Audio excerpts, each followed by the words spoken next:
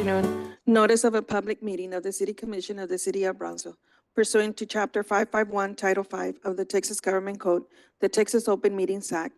Notice is hereby given that the City Commission of the City of Brownsville, Texas, in accordance with Article 5, Section 12 of the Charter of said city, will convene a regular meeting on January 16, 2024 at 5 p.m. in the City Commission chambers located on the second floor of the Brownsville City Hall, Old Federal Building, located at 1001 East Elizabeth Street. Members of the public who submitted a public comment form will be permitted to offer public comments as provided by the agenda and as permitted by the presiding officer during the meeting. A recording of the meeting will be made and will be available to the public in accordance with the Open Meetings Act. Mayor, it is now 5 p.m. You may call the meeting to order. Thank you, Yoli. Being that we do have a quorum present, I'd like to call this evening's meeting to order. Thank you. Next item on the agenda is invocation, followed by the Pledge of Allegiance. Let's all stand for the prayer and please remain standing for the pledge. Father God, we come to you with gratitude. Lord, especially in this time, those of us who have warm houses and food in our houses, help us to remember how blessed we are and to look to you for direction and how to bless others. Lord, we ask you to lead and guide our mayor, our commissioners today in this meeting. Lead and guide everyone that presents anything, Lord, for the very best for the city of Brownsville, and Lord, for the best for you. Help each of us to see things the way you do, and bless you and each other accordingly. And Lord, we ask all of these things in the name of Jesus Christ. Amen. Now we'll have a short moment of silence where we can all add our prayers to what has already been spoken.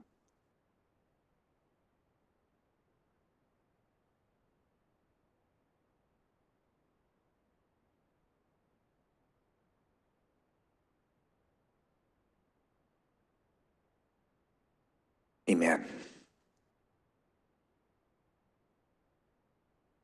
Pledge allegiance to the flag of the United States of America and to the republic for which it stands, one nation, under God, indivisible, with liberty and justice for all. Honor the Texas flag. I pledge allegiance to thee, Texas, one state, under God, one and indivisible.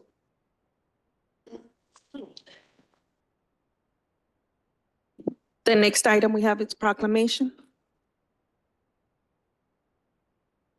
The 12th Annual Community Challenge, the Challenge RGV 2024. Who's here from the challenge?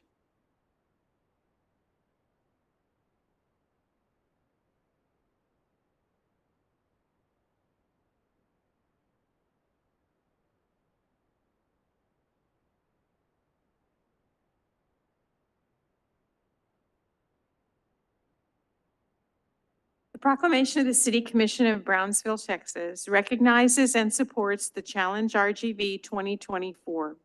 Whereas the City of Brownsville and UT Health Houston School of Public Health, otherwise known as the Brownsville Regional Campus, in their ongoing commitment to the health and well-being of citizens, recognize the importance of collaborative efforts in addressing public health challenges and are excited to bring you the Challenge RGV 2024. And whereas the Challenge RGV 2024 is a healthy weight loss and lifestyle change initiative, this year marks the 15th season of the Challenge RGV in Cameron County. And there is excitement as this initiative is expanding into Hidalgo County this year to include our newest partner, the City of Edinburgh. And whereas the Challenge RGV 2024 presents a unique opportunity for community engagement, health promotion, and innovative approaches to public health, and whereas it is dedicated to providing individuals with essential tools and opportunities to foster sustainable, healthy lifestyle changes, and when appropriate, to facilitate weight loss. And whereas over the course of 3 months, participants will have free access to gyms, exercise classes, health screenings, cooking classes, and outdoor fitness opportunities. In addition, participants will also be able to choose to receive weekly motivational text messages and access web-based support. And whereas we recognize the importance of this partnership in fostering a healthier community and setting a precedent for effective public health collaboration, we pledge our resources and support towards the success of the Challenge RGV 2024 and look forward to the positive impact it will have on our community. And now, therefore, we, the members of the City Commission for the City of Brownsville, Texas, by virtue of the authority vested by the charter of said city, and on behalf of all of the citizens of both Cameron and Hidalgo counties, do hereby recognize and support the Challenge RGV 2024, the significance of this initiative, and to actively participate in fostering a healthier, more vibrant community. Done on this, the 16th day of January, 2024.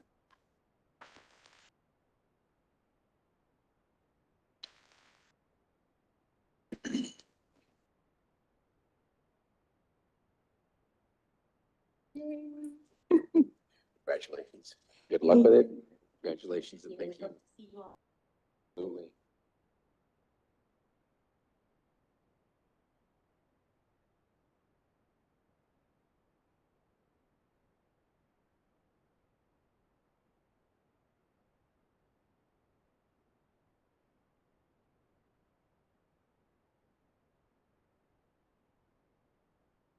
Thank you.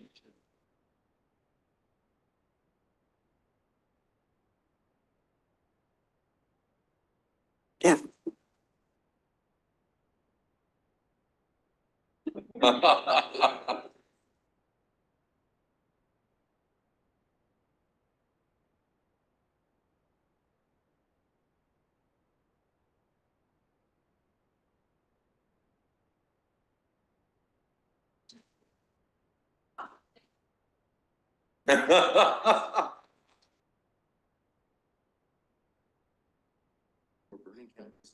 And I will say that in the beginning, when we began the challenge, We do encourage our employees to participate. This year, we've donated $200 cash prize for the winner within our employees, and second and third will receive gift cards. So please participate. We'll see you there. in the beginning, when we started the challenge, we did not know if people would embrace the concept of what we were trying to do. And through the years, they have so tremendously. And we've even set 3 world records officially with the Guinness Book of World Records. So it's a lot of fun. It's free. It's very educational. You don't have to need to lose weight to participate in the challenge. You can want to support someone that you know who does need to, or you could just want to brush up on your healthy habits. So check it out. And Lisa's going to tell us even more. And thank you very much for your support, City. Yeah, I represent the University of Texas School of Public Health, and we're just so happy to have the partnership and support of Brownsville for so many years. And just to reiterate that this is not just about weight loss, it's about lifestyle change. It's about living a happier, more fulfilling life and accessing and supporting our local businesses as we do it. So we really look forward to people joining us this coming Saturday, actually. Thanks.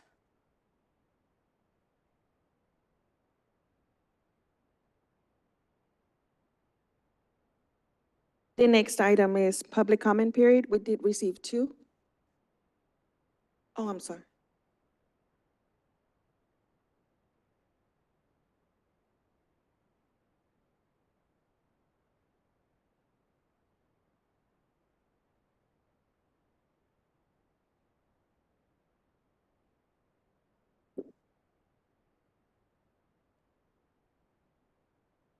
No, ma'am.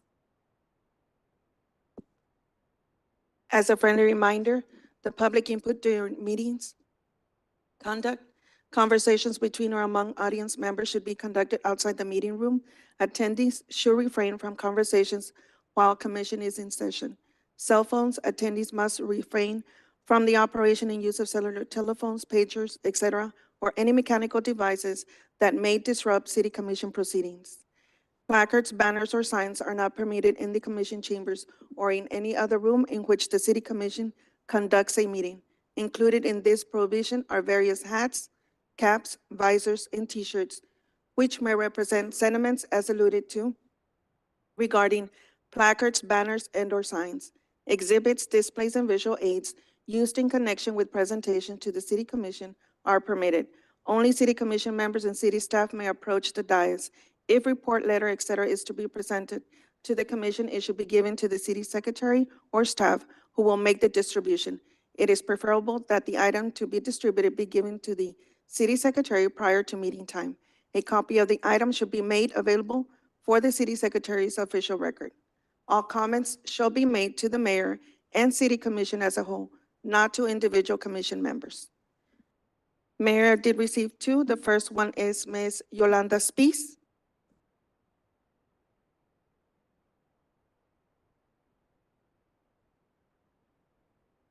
Good evening, Ms. Spies. You have 3 minutes. So, since April 18th, I've been coming here and I've told you what the Brownsville Police Department did to steal my property. They violated protocol and lied to me and tried to cover it up and send me away, hoping I would just shut up and cry somewhere. According to the Brownsville Municipal Code, I was legally defined as the owner, yet police going all the way up to Commander Pascal, that man back there, violated my rights to property, and you continued to ignore me.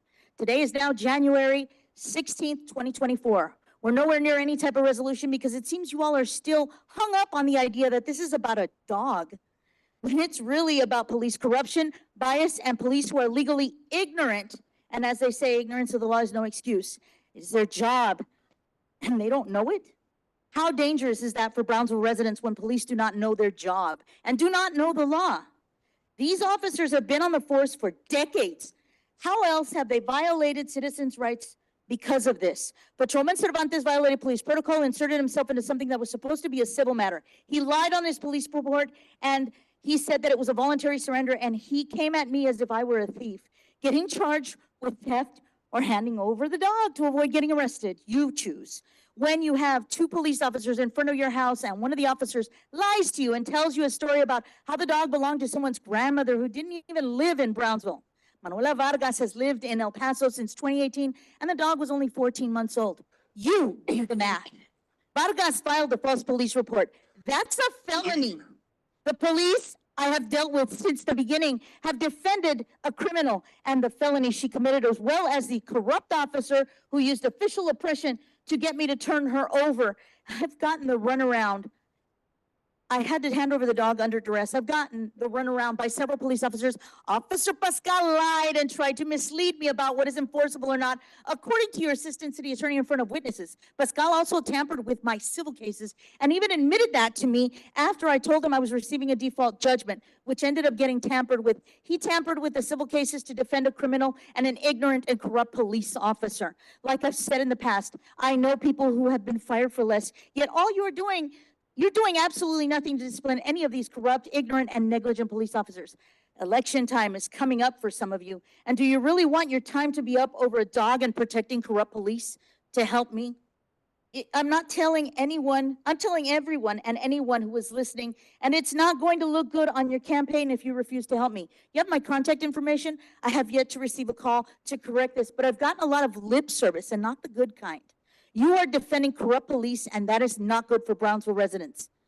And I don't know what else to tell you. I just want you all to resolve this. So you have my contact information. I've been expecting for the past year for you to get a hold of me. Nobody's called me. And those of you that have pretty much told me, Time is up. Next public comment, we have Mauro Garza.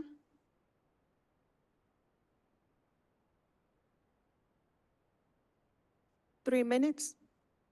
Mayor, Commissioners, thank you very much for allowing me to introduce myself. My name is Mauro Garza, and I'm running for the U.S. House of Representatives in a district that comes from Claybrook County, which is the part of Kingsville all the way down to Brownsville, a little bit of McAllen, a little bit of Edinburgh, Far, San Juan, Alamo. It's a large area.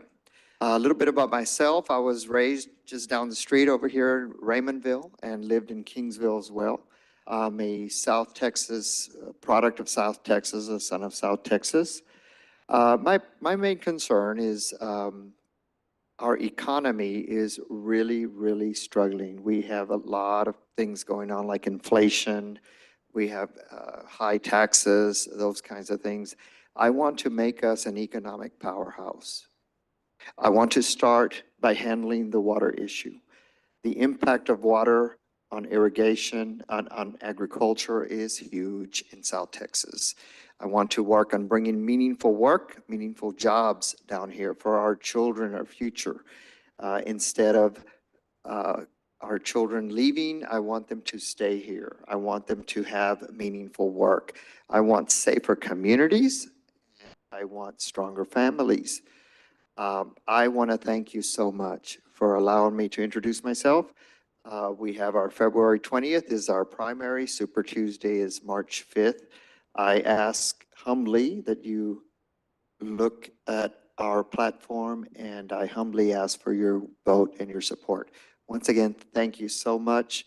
Everyone stay warm, and thank you. Thank you very much. Thank you, sir. Next item, we have presentations. LGBTQ Task Force Annual Update.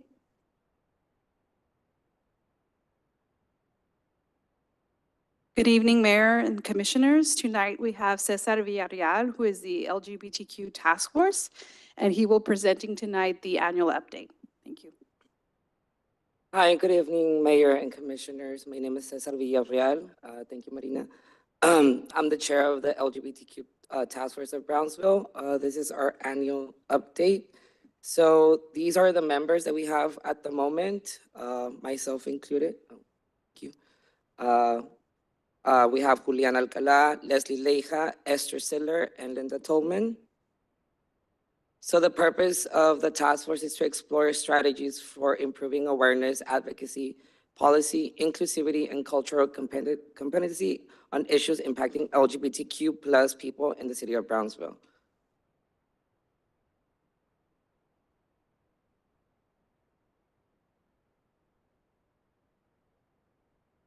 There we go.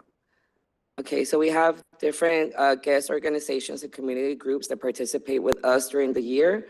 Some examples that we have is Casa Orgullo, STEP, Casa Kimberly, Valley AIDS Council, Planned Parenthood, ROCA, and several other organizations that you might see on the screen. The LGBTQ Task Force has become an outlet that community members and residents of Brownsville can reach out to about incidents of possible harassment and discrimination. Thankfully, during the year, we haven't had any complaints or any harassments happening to our community. So we're thankful for the city, the work that the city has done. Celebrating the LGBTQ plus in Brownsville, we have different activities going out through the year, not only during the month of June. Hopefully you guys can see them on the screen. Like I said, we participate with different organizations. So during the year, for example, we have El Día de los Niños. That's an event that we do with ROCA, which is really good. We also participate with Casa Orgullo, that's also on Carlota Petrina, which we have here on Madison. Oh, what happened? There you go. So we have the Pride Committee's vision statement. As you can see on the screen, it's a little bit long, so I want to keep it a little bit brief with you guys. We also have the Heels to Heal committee statement. Both of these committees, what we do is try to help out the community, the LGBT community in Brownsville, not only in Brownsville, but also in the Valley. And we don't also do this for the LGBTQ. We do it for all the community in Brownsville, every citizen that we have in Brownsville. We have work in progress safe space workshops. We're gonna start this year. We're gonna have ally trainings which we're gonna have in different public libraries, the one on Central and the one on Southmost. Anybody that would like more information, they can check it out via online also, or with any of us. I didn't move it. And yes, there we go. That would be it. Thank you for your time. Is there any questions? No? No? Okay. Thank you, Cesar. Oh, thank you so much. Stay warm. You too. Next item, we have consent agenda items. Motion to approve? All right, we have a motion to approve. Do we have a second? I'd like to pull number 9. Can I I'll pull move to number approve 1? 1 through 8 and then 10 through 15. I'd like to pull number 1 as well, please. Which one? Number 1? 1 and 9? Do I need to amend my motion? Should I amend the motion? Yes, you could. Okay, so are those all the numbers that we want to pull? 1 and 9? Yep. So I amend my motion to approve all items except for 1 and 9. Second. All right, we have a motion and a second. Any further discussion? If not, all those in favor, please say aye. Aye. All those opposed say nay. Ayes have it, motion carries. Number 1, it's for the minutes. There was a correction on public hearing number 7. On the billboards, the person who came up was Ernie Hernandez, not Rene Hernandez, just for the record. Thank you. That correction? I'll move to approve number 1 as All right. corrected. We have a motion and a second. Any further discussion? Not all those in favor, please say aye. Aye. All those opposed say nay. Ayes have it, motion carries. On number 9, I just wanted this pulled out because typically when we award contracts for collection of anything delinquent, those have come to the commission for discussion, not just a consent item. And I'd like us to be consistent with how we handle stuff like that because we've got something very similar to this later on the agenda. Also on this one, it did stand out to me as I looked at the packet that where with other collections, like whether it's property taxes or municipal court, those are fees that get tacked on top of. So the city still collects 100% of what's delinquent. That's not the case with EMS, and I want to make sure that we all understand that as we're awarding this. I know it's 25%. That is what gets tacked on after 120 days, and then it goes to collection. I did scrutinize the bid process and all of the documentation that was in there, so I do want to thank staff for having done the due diligence. Everything looked good. I have no concerns about it. I just didn't think it was appropriate to put it in consent, considering the nature of the item. Thank you, sir. Noted. But I'll move to approve.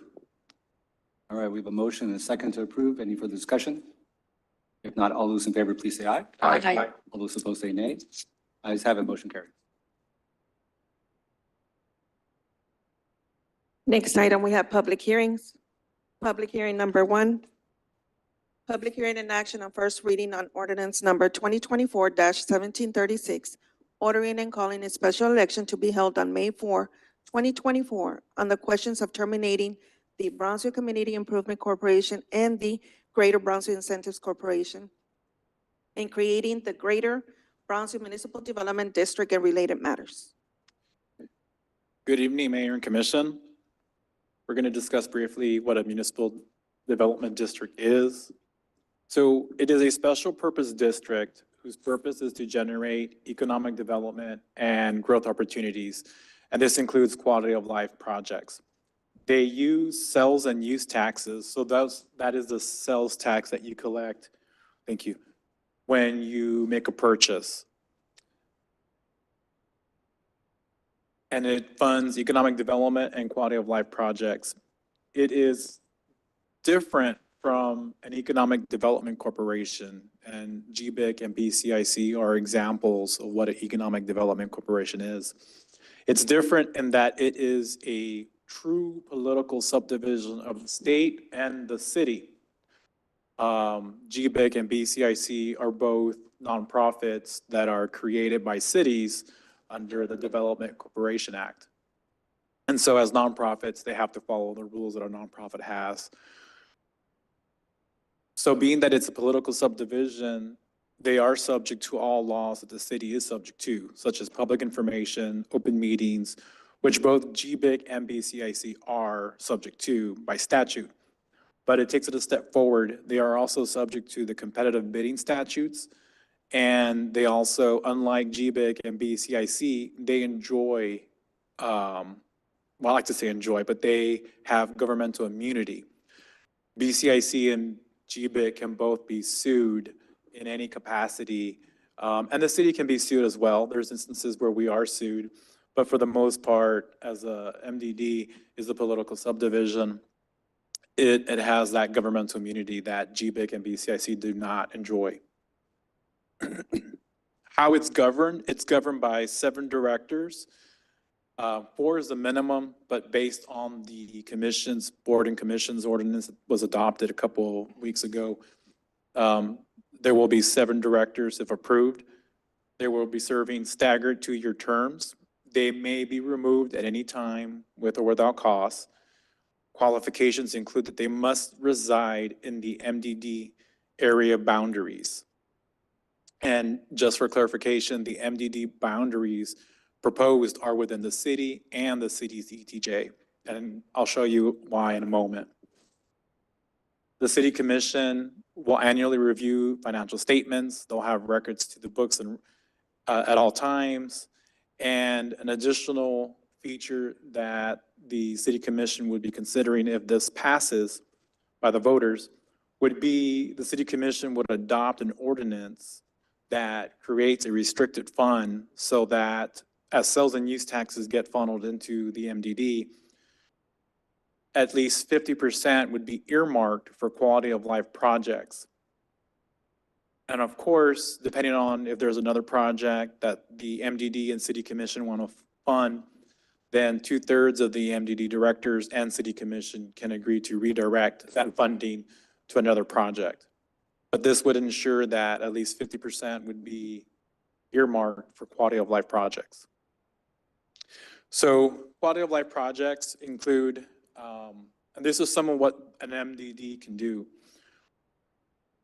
They can accomplish pretty much everything that GBIC and BCIC can do for the most part with fewer procedural matters. As a matter of fact, there's an item on the agenda, I believe this evening, that you all will vote for from BCIC. And that one had procedural where it had to go to public hearing. You had to publish for 60 days and wait 60 days. That delays, of course, projects. And so quality of life projects include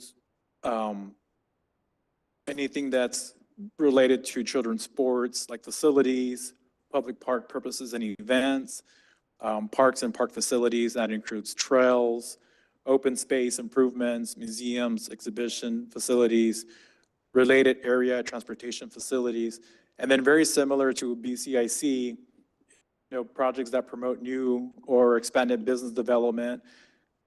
You can hire staff, of course, and projects related to business enterprises that create or maintain primary jobs, which is a function of GBIC. So why an MDD for Brownsville? Well, quite honestly, it's first important thing to note is not a new tax. This is, if approved by the voters, this would be a sales and use tax that would be in place of what's currently picked up for GBIC and BCIC. So it's not a new tax. It's not a property tax. This is a tax that when you go to a store like H-E-B or Walmart, you purchase something, you pay 8.25% sales tax. 2% of that is picked up by the city. And so this is a tax that's already collected. But based on the Texas Comptroller, in the ETJ, there is approximately $400,000 currently that is being left on the table that's not being collected by the city. And so this is additional revenue that the city believes would help fund projects both within the city and the ETJ. As the ETJ is growing, the city, because of changes in state law as far as annexation, have become very difficult. And so this is a way for the city to be able to fund projects within the city and the ETJ, especially with activities such as SpaceX, the port, proposed second access point for South Padre Island. All this will start increasing the sales tax in that particular area, the ETJ. So it's a good time right now for the city to go ahead and start collecting that.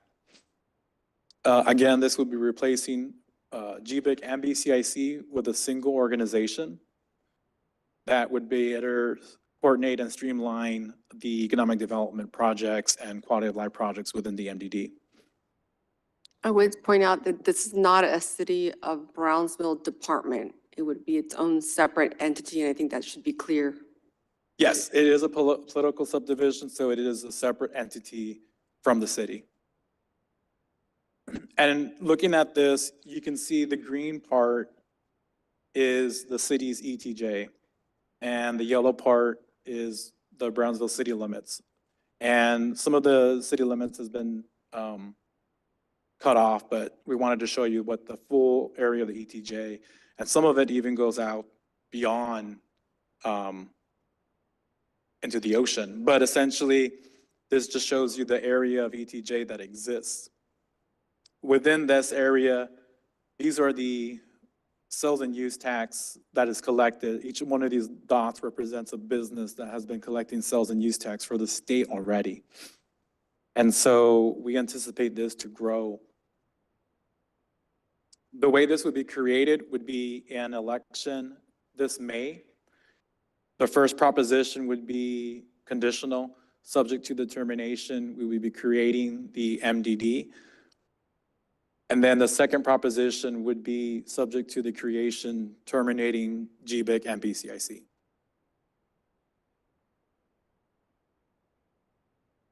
And we do have our Travis, who is our consultant, who can answer any questions y'all might have regarding this process too.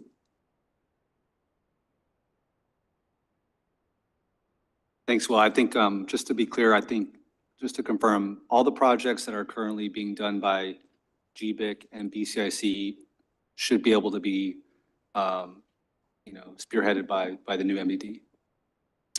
Yes, those entities would continue until their obligations are concluded. Right, but And so they would. but if the MDD passes, the MDD can take on those projects. Correct.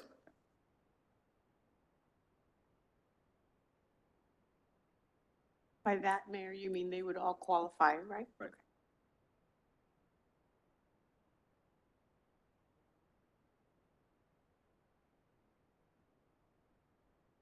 Any other questions?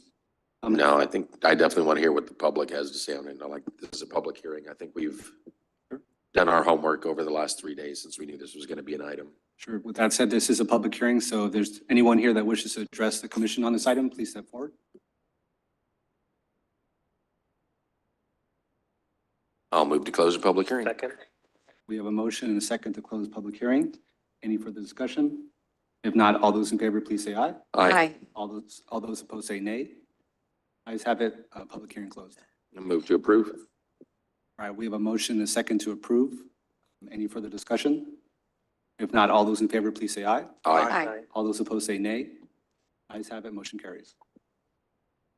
Public hearing number 2, public hearing in action on first reading on ordinance number 2024-1739, amending the city codes of ordinances by adding chapter 352 titled Capital Recovery Fees to make provisions for both a maximum and effective capital recovery fee, a new development as allowed by law, adopting assessment and collection rates for roadway capital recovery fees, and accepting a signed recommendation letter from the Capital Improvement Advisory Committee on specification regarding land use assumptions, capital improvement plans for roads, and calculated cost per service area and maximum collection rate per service unit.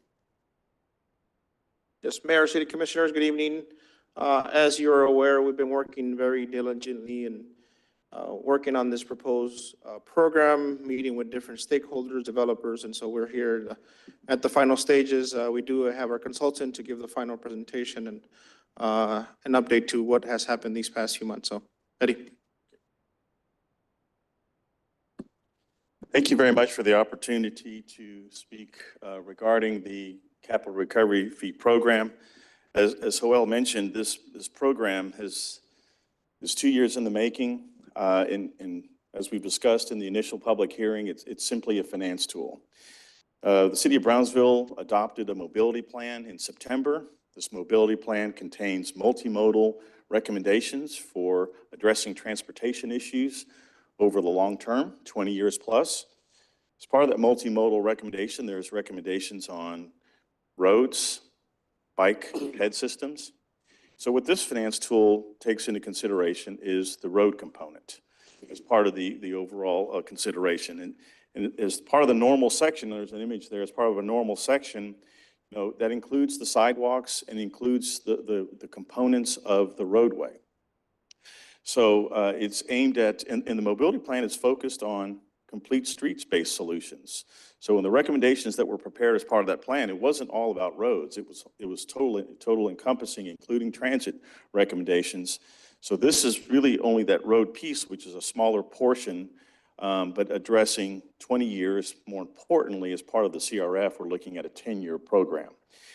The road projects that are identified come straight from the mobility plan recommendations. That was a prioritized effort through travel demand modeling, through an extensive effort of identifying projects to address not only continued growth, but also safety for the motoring public. More importantly, all the recommendations contained within are aimed at addressing quality of life. So as new development, as Brownsville continues to grow, development comes to the community, improvements are being made. We're talking about transportation improvements aimed at growing, not only addressing the growth attributable, but then also addressing quality of life. So the thoroughfare plan, two kinds of roads that are being considered, is the arterial network and the road network. So why is this important? It's important from the perspective that as a finance tool, as growth and development are coming to the community, we're chipping away at implementing road projects. So as in terms of what the legal definition of what a capital recovery fee is, it's a one-time fee that new development pays. It's a very structured approach based on traffic. The more traffic impact created or more demand consuming capacity of the ultimate network, the higher the fee. This fee is an upfront fee. The development community will know upfront what their fee will be. We have a cost calculator that's in draft mode right now, is being reviewed by staff. But more importantly, what we're implementing is a series of roads that come from that mobility plan aimed over the 10-year window. And then of that, the roads that are identified as part of that capital recovery fee CIP, only the growth that's needed or the capacity that's needed is what's being considered in the program. We went through a very deliberate and extensive engagement process with stakeholders, and we talked about the CRF tool as part of a bigger picture. Currently, the city of Brownsville is undertaking a lot of effort to maintain your current roads. That's not even part of the equation. What we're talking about is future growth coming to Brownsville and the demand that's associated with that and the road needs that are going to be a part of that.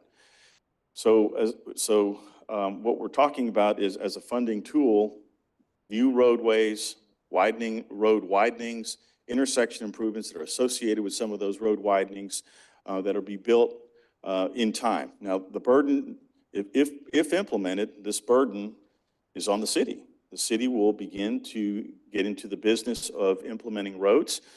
The CIP, Planning Capital Improvements Programming, and planning that's been undertaken since 2019 has produced several new types of roadways. We heard comments as part of the stakeholder engagement of some distrust about the city implementing roads. But since 2019, there's been an engaged effort by your leadership to implement roads. And so in Price Road 77, those kinds of improvements have been put on the ground, and that's going forward. The intent as part of CIP planning and programming.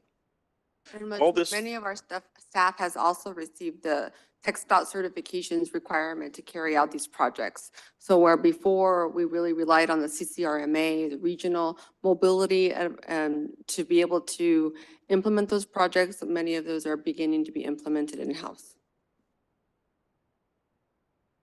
So in terms of development of the program, the slide here kind of highlights the overall effort that was undertaken. More importantly, we're in compliance with Chapter 395 for not only the technical development of the study, but also the administrative elements of noticing. Working through a capital improvements advisory committee, we met with the commission-appointed CIAC.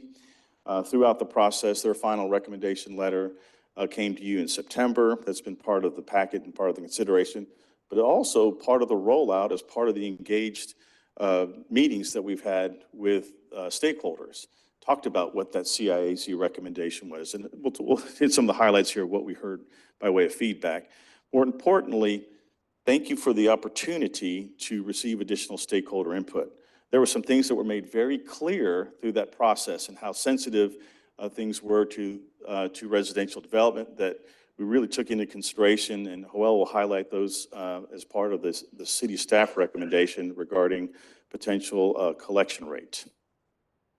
By way of technical elements, since this is a public hearing, there was the preparation of land use assumptions, the identification of a service area structure, that all the data is wrapped around, not only 10-year growth, but also a capital improvements plan that's been identified.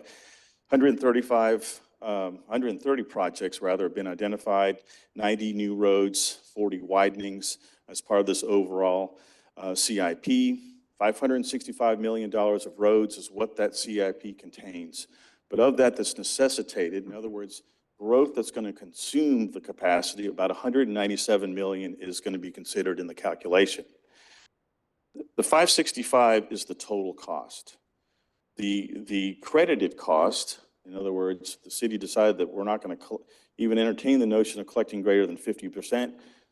We credited the CIP by 50%. So in other words, the ceiling that we would ever get to start from would be 282 million. That puts the tax base on the hook for the other half over time, okay? Of that 282, 197 will be consumed, or 80% will be consumed over the 10-year window. There is a tailored land use equivalency table that enables staff to calculate specifically the impact that the development will have on the network by land use type, by intensity of development, as well as location of the development in terms of that road service area structure. The slide here highlights the CIP that was prepared as part of the overall program. The table that's depicts two elements, not only the 19 service areas that were identified throughout the process, but the actual cost per service unit. In other words, the 100% cost. And then highlighted in green is that 50%. That's the maximum that the city could consider as part of a collection rate, but that became the ceiling from where policy discussions started. As I mentioned earlier, stakeholder engagement, we felt was a very transparent, a very deliberate process in explaining the CRF, receiving a lot of feedback, having a lot of great dialogue, not only in small group meetings, in workshops, public hearings.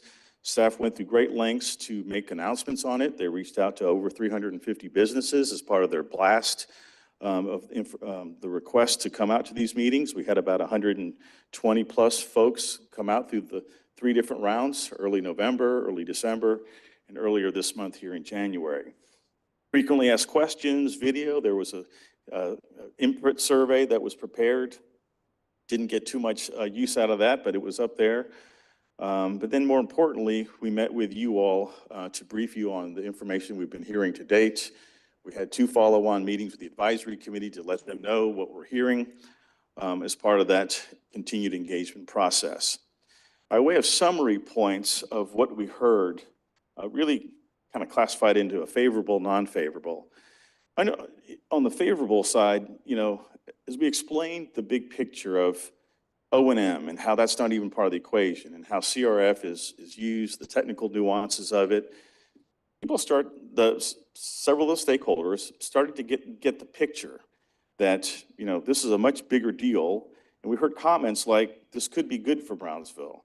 We understanding of the big picture. Things like that, just to kind of sink in of who's going to pay for continued development of your road network. There's acknowledgement that the current capital project funding stream needs additional resources. You as a city are strapped on collection of resources by way of not only annexations, but also your taxes. So you're looking for that that next level funding tool to help implement road improvements. Most of the stakeholders recognize the very tough decision that you all will be faced with on how we're going to pay for roads and what that collection rate should be. On the negative or non-favorable side regarding the CRF, we heard very distinctly the potential impact on residential development. The fine line of first-time home buyers being able to get into homes and what that means with a fee, how that might potentially get passed on. It will get passed on. But what that implication might be, and we'll talk about the recommendations here in a minute. But we also heard from the Board of Realtors, many strong comments regarding that new development brings quality to Brownsville. That's what drives infrastructure.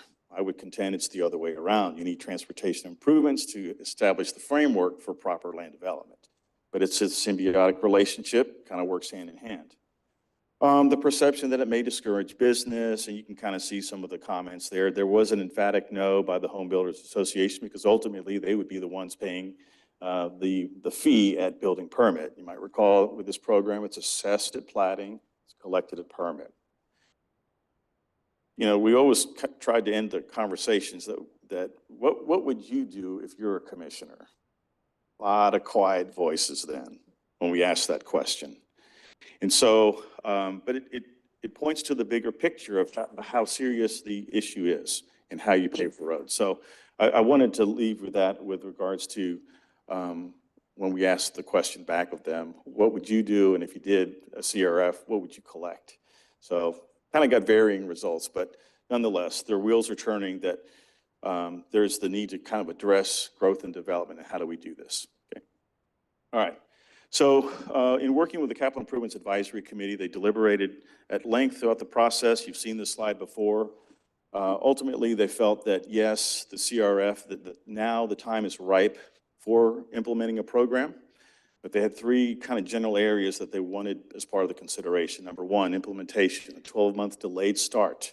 They wanted to be developer-friendly, development that's in the pipe now, which takes generally 6 to 9 months that would get through, start the program in 1 year. There's a grace period of 12 months after that. So in other words, if this were to be adopted tonight, the program would start at the time of second reading, which would be February of 2025, 12-month grace period to pull the permit, then you're off the hook.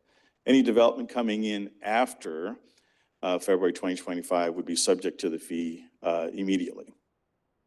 Collection rates, they were very sensitive from the perspective of residential. They didn't want it to be too much. They didn't want it to be too little, but that there should have been something. So they recommended $2,000 per single-family dwelling unit. The assumption is single-family dwelling unit on one lot, so you've heard the term 2,000 per lot. They also felt that there ought to be an increase, 5% increase annually. They were also sensitive to non-residential, and they felt that there should be a different collection rate for non-residential. A variety of collection rates were discussed. They landed on 25% with an annual increase of about 5%. With regards to exemptions, you see them listed here on the slides. They were very deliberate on considering a couple of things. Number one, residential development that's 80% complete. The remaining 20 ought to be exempt.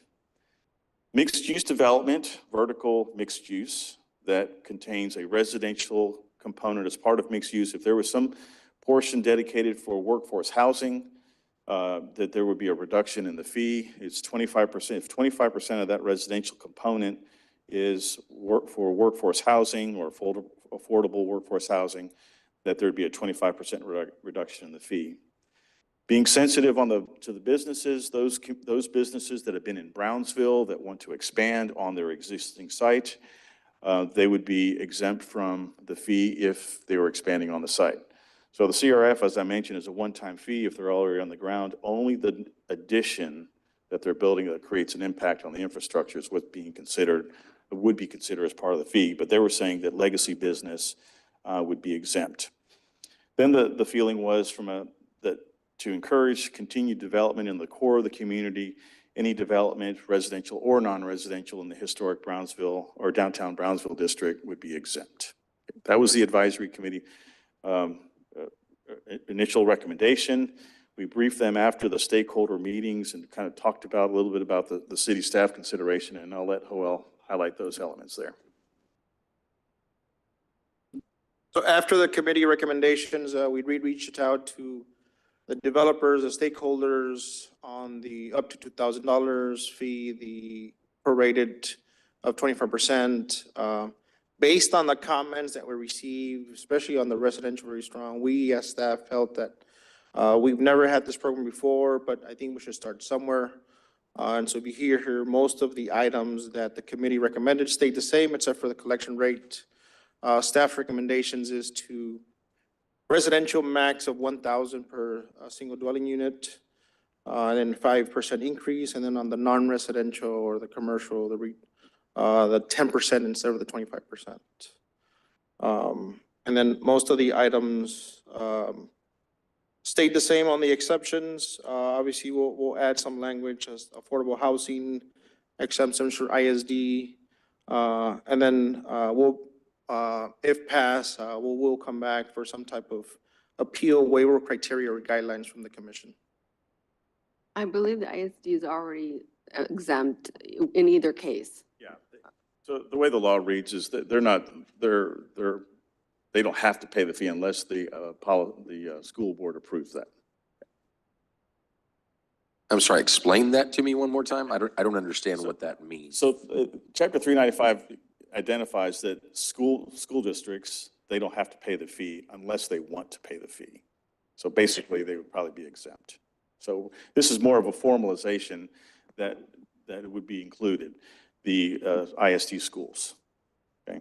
And then the other thing is affordable housing. As long as it complies with the Federal Code of Affordable Housing, that they would be is eligible for waivers or exemption. We're recommending that be exempt also.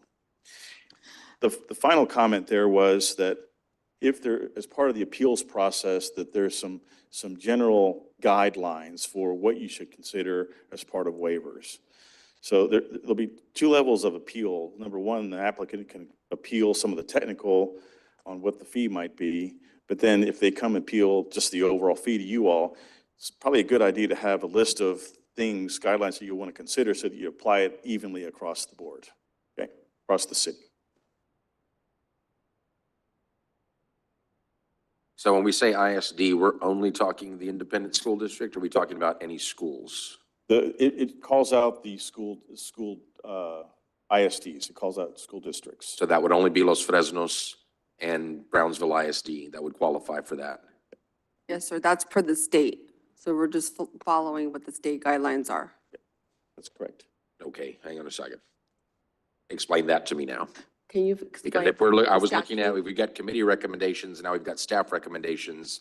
Now I'm hearing state So, requirements, so. Yeah, so the advisory committee made the recommendations as presented. Mhm. We discussed those other things that were exempt, but it wasn't cited. But generally ISDs, the way the law reads, they don't have to pay. If the city were to assess the fee to a school for a new school, they would have to go through the school board. If the school board denied paying that, well, then they would pay nothing. Okay. So the city staff recommendation more or less formalizes that ISDs would be exempt. Sir, we don't have to include it in the slide. It probably shouldn't have been included. So, I mean, going back to, is there differentiator? No, it doesn't have to be included because we have to defer to the state. What if the And- state changes and adds charter or other schools? So let's not muddle the waters and just say as per state code. That works. I don't want it to look like the city of Brownsville staff is recommending you guys get the exemption, you guys Oh, don't. Right, gotcha. no. That's my no. concern. Mm. Okay. And I think the appeal process, what it's intended is if you are, say, a master developer and putting all these different roads and for whatever reason, you're assessed something and there may be a difference between what the total assessment is and what they believe their assessment should be. So I don't think that, it's not meant to, everybody's going to come to appeal the process. I believe it's more of if there's a question on the formula or something very technical which may warrant a formal appeal process. Because if not, everybody will appeal. And with the affordable housing reference right there to 42 USC subsection 12745, what would that number be today? When you say, it's just saying that if you qualify under the definition of affordable housing per the US code, then the city can waive the fee. And the recommendation from staff was that we would waive the fee for affordable housing. If you're talking the percentages, I don't know what is a percentage. I don't know if it's a number. I'm just thinking if I'm a builder and this gets passed tonight, what does that mean? It's not something that the lay citizen's going to understand easily. That's what I'm looking for. Christopher Nelson, he helped with the definition here. So. Good evening, Commissioners and Mayor. So it's split between rental housing and owned housing. For rental housing, it would be 65% or less of the area median income would be defined as low income. I'm sorry, say that one more time, 65%? Or less of the area median income. Okay.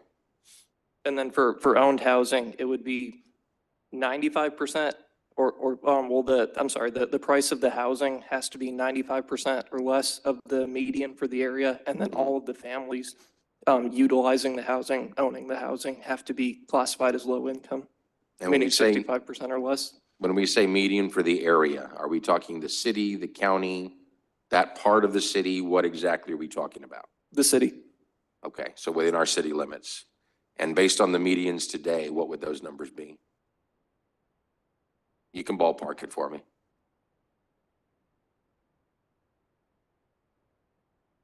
Yeah, Commissioner, I think we have that info. We have Nick here. Nick, do you know? I'm gonna Is call Nick you out here? because you I'd stood love to up, hear from him. so. Excellent. Okay, but, yeah, we have a very low income, salary level, and so, we can get back that to you, and we'll be, but.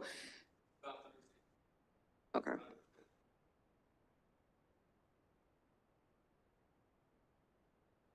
Okay. I'll have more questions, but I think I'm good for right now. So again, it's more of formalizing what's in the state law with regards to the housing, affordable housing, the ISDs, and then more or less calling out guidelines for consideration for if you were to establish the waiver.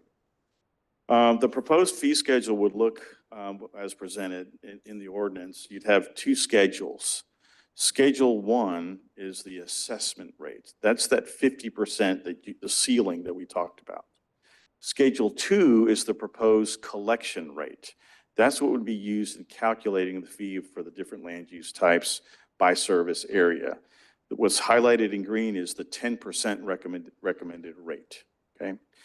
So any development that comes in would be subject to this rate. Now, what we have called out in the note on the bottom there is that the single-family detached residential per dwelling unit shall be $1,000. All the other components of residential will be subject to that, the collection rates per se, okay? But this is how it would be laid out in the ordinance. The reason we put the full unit cost in there is so that there's an understanding if there's a challenge regarding proportionality. Okay. The final thing we just wanted to show you is that this is what the draft cost calculator might look like. This is kind of an overall image of that sheet. A couple of different things to point out. I'll kind of highlight it here. Up on the very top will be kind of the development information. This is still draft because we're going to tailor this to the needs of the city, what the specific application might be, but more importantly, the time of submittal, the roadway service area, all these are pulled on menu driven, but then also the qualifications for the fee reductions. And you see the different questions there. If it was approved, if the final plat was approved prior to January 16th, 2025, then that would be free, subject to pulling the permit, the residential 80% complete, 20%, or the remaining 20% exempts. So these are all yes, no kind of questions as part of the pull down menus, but it's aligned with the exemptions that are that we highlighted. There'll be a service area that people can look into to determine what service area they're in. When you zoom in, you can see some more of the streets a little more clearly. There's the equivalency table, and this is just a little snippet of the overall equivalency table, but you can see the different land use major categories highlighted in blue with the subcategories. And then more importantly, there's that service unit generation rate on the right. So you need to use that to calculate the fee. But more importantly, it's menu driven. So if you plug in the land use type, the size of development, it'll do the number crunch for you. One other item in here, let me back up here. At the lower left, you see it's kind of highlighted in the box, total assessed fee. It'll crunch what is that ceiling that the cost would be, and that's per that Schedule 1. But in the lower right is the collected fee. That would be what the building, what the builder would pay when they pull the permit. That's the actual collected fee. Just by way of here's where you are for assessment and what the actual collection is. So with that is an overview of the CRF. We're certainly available to answer any questions as part of. I would just add that the way the city codes are, because there's a question as to why doesn't McAllen or other cities, Edinburgh, have this fee? And it's not that they may not have this fee, but they do have a mechanism by which they recover traffic impacts from developers by way of a traffic impact study, and of which the developers pay 100% of whatever that impact shows. In this case, the recommendation by the advisory board is to at least start small with 25% or staff 10%, or $2,000 per lot per residential advisory board, or 1,000 as per staff. But right now, it is not a requirement. We don't require it in our code, our Unified Development Code. So a developer doesn't really have to put in anything, any improvement. So that's just to give some sort of teeth. You can go 100% and do what other cities are doing, but we're saying start off small. And that's what we've heard, and that's the engagement we've had with the consultant and the community. I have a question. What was the logic behind not going to 10% for non-residential? What was the, I'm sorry? So the non-residential is 25% a max, right? That was the initial advisory committee recommendation. And that recommendation hasn't changed. Not from the advisory committee. They were behind that, from the initial committee that was seated. The staff recommendation is consider 10%. Start at the 10% level and slowly work. For non-residential? For non-residential? For non-residential, Okay. that's correct. Just want to make, because that, I didn't see that in the slide.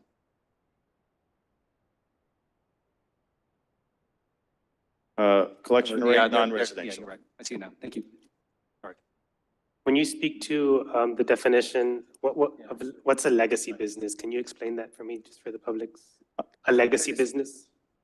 A legacy business. Oh, just any business that's been in Brownsville for at least 5 years. 5 years. Yes. So you're in Brownsville, you have 50,000 square foot office, you want to add another 20,000 square feet, that 20,000 is subject to the fee.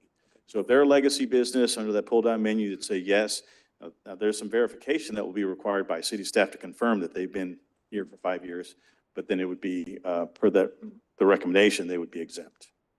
And second question, on the other exemption on appeal waiver guidelines we were just speaking to, I recall that when this was first presented to us, the body wanted to also protect our veterans and elderly as well. Is that something that we could incorporate our own in like exemptions then? I'm just trying. So when we talk the maximum collection, that's the technically derived number. By policy, the commission can put anything that they want, what they would like as part of the collection. Thank you. Well, on that, how do you do that? If it's going to be, if he's building, how do you know who's buying the house? How do you get this veterans and elderly? Yeah, I think there would need to be some very specific bookends on the definition of veteran and who qualifies and those kinds of things.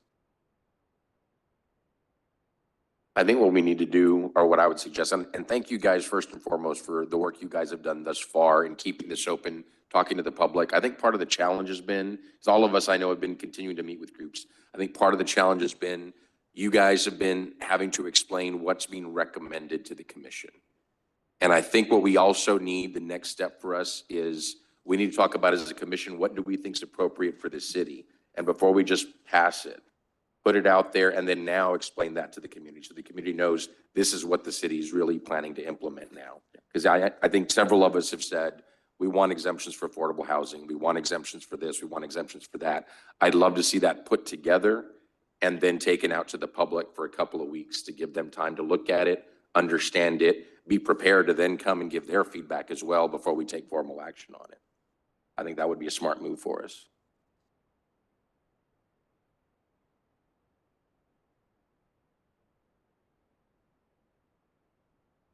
I'm ready for the public hearing. Okay. Question for you. From that fee, let's say it's $1,000. How much of that goes back to whoever's crunching these numbers? I would imagine it'd No, be your. any fee that's collected goes into a separate account. There'll be 19 different accounts under the Capital Road Recovery Program. Those monies go straight to implementing projects. It can't be used for administrative costs. Okay. Yeah. So Is there a cost associated with it though? Even if it has to come from a different pot? no, so a development in Service Area 10, monies collected goes into the account number 10, and then those monies are used to fuel those projects on that list that are It would be identified in Service done Area 10. through staff.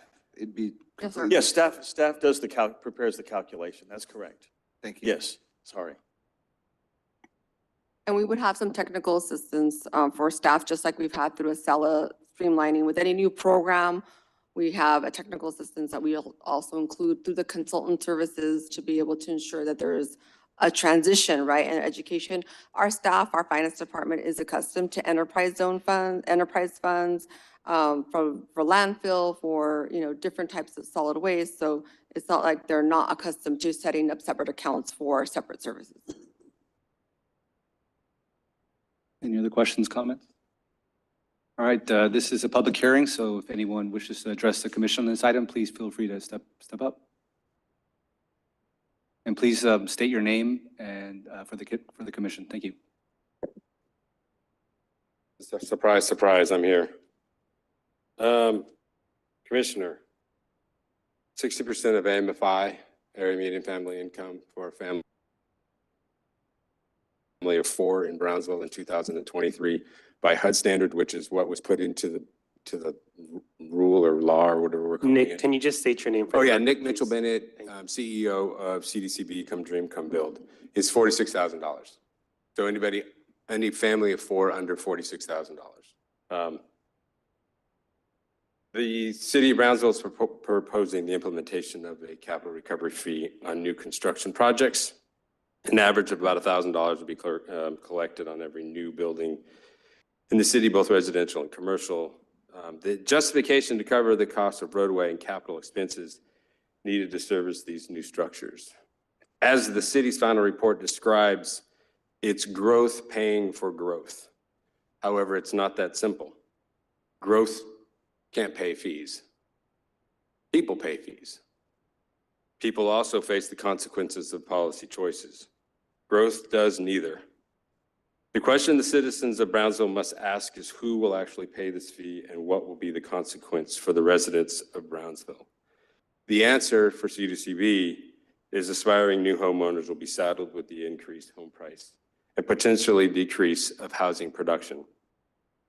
Many of you know CDCB, we've been around for 50 years. It's actually our 50th anniversary. Over the past 5 years, we've produced about 350 units in the city of Brownsville. We're one of the top 3 housing producers in the city, bringing in around $50 million during that time. The proposed capital recovery fee represents an obstacle to affordability, and that is by design. Historically, fees such as these are first and foremost a housing policy tool aimed at managing a community's growth and only secondarily a method by which to pay for new roads. The realization and the supporting history is missing from the city's final report, as well as a public discourse on the topic. The capital recovery fee is a popular rebrand utilized by new municipalities and their consultants to divert from the term impact fee, which has a long and sordid history. Those of you who've been around in development in the city for a while, you remember those days. Modern impact fees proliferated after the passage of Proposition 13 in California in 1979, when California ran into the same things that we're having here, a painful game of financial twister, wherein they had to meet the expanding need for services without the requisite tax revenue. But impact fees were more than an additional revenue. They are also explicitly designed to manage growth to prevent the construction of affordable housing and homes with a dollar value below a certain point, as they were, quote unquote, net drains on municipal budgets. And in essence, impact fees were the proverbial switchblade of gentrification, acting as a multiplier meant to change the nature of new housing construction to a distinctly affluent phenomenon. In this way, the city's increasing bang for their impact buck, with higher valued properties being built that netted higher taxable dollars, but the result was more affluent homes being built for more affluent newcomers, with existing low-income residents being squeezed out. Studies going back decades on this matter make it clear impact fees do what they were designed to do. They raise the cost of housing, not only through the added cost of the fee, but through the rippling effect of the city's housing market moving forward in what's called the amenity spiral. Nicer roads and nicer facilities increase property values, which changes the income levels of the population. Our city is already one of the least affordable in Texas when taking into account income. It is also identified as a center of significant underproduction in housing units in a study called Up for Growth in both their 2022 study and their 2023 study. Again, impact fees are not a tool of, impact fees are a tool of housing policy and not simply a way to pay for roads. If the city wants to wield such a tool, it should be careful and precise, using a careful and precise scalpel and not a hammer to do the heart of home ownership for a majority of the Brownsville residents. To achieve this, the city should engage community partners to develop an official housing plan that prioritizes affordability as well as underproduction. One example how such a plan could offset, and I would suggest this be in the rules here, offset the negative impact of an impact fee is the city could engage in a strategic consideration how it currently uses federally funds designed to address housing, the community development block grant funds. For example, are intended for housing, but the city uses 100% of this money now, going back to 2005, for roads and other items not affordable housing. CDBG expenses can be returned to their intended purpose. This newfound intentionality where the city wields the tools at its disposal for their intended purpose and with an awareness of what the purpose is would provide an increased quality of life for the city of Brownsville citizens and not just wealthy newcomers. We highly appreciate the fact that affordable housing was written into this draft of the new rule that I've read. I'm very happy about that.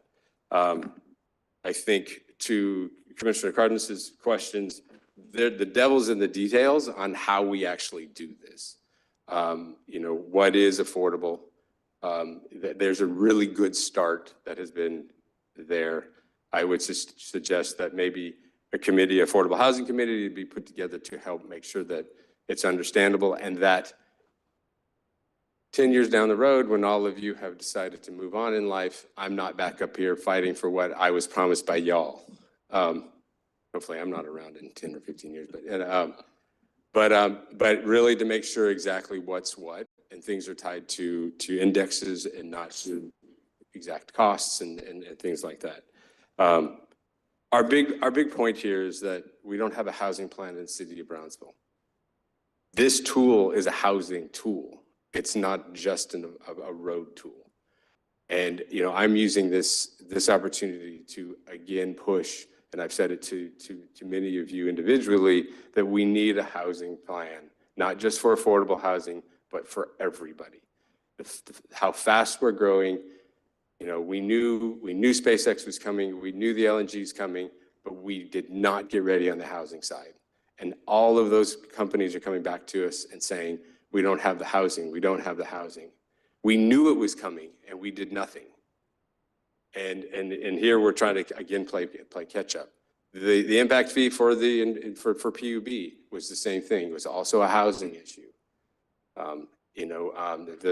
This thing, we have also some of the expansion road policies that we've had. They're all housing things. It's not just roads, but it's housing, and we need to keep that in place. Obviously, I'm here to protect those home buyers, those low-income home buyers that we see in our office every day, as well as the renters. Buying a home and renting an affordable home is a way to gain wealth. It is the way that the United States and the people in the middle class created wealth for themselves in history and can be and should be for that in the future. However, if we take our eye off the ball and just worry about roads or this or that and not realize it's all connected to where people live, we're going to get ourselves in trouble. So I volunteer to be a part of that conversation around the affordable housing portion of this and look forward to what you all decide. Thank you.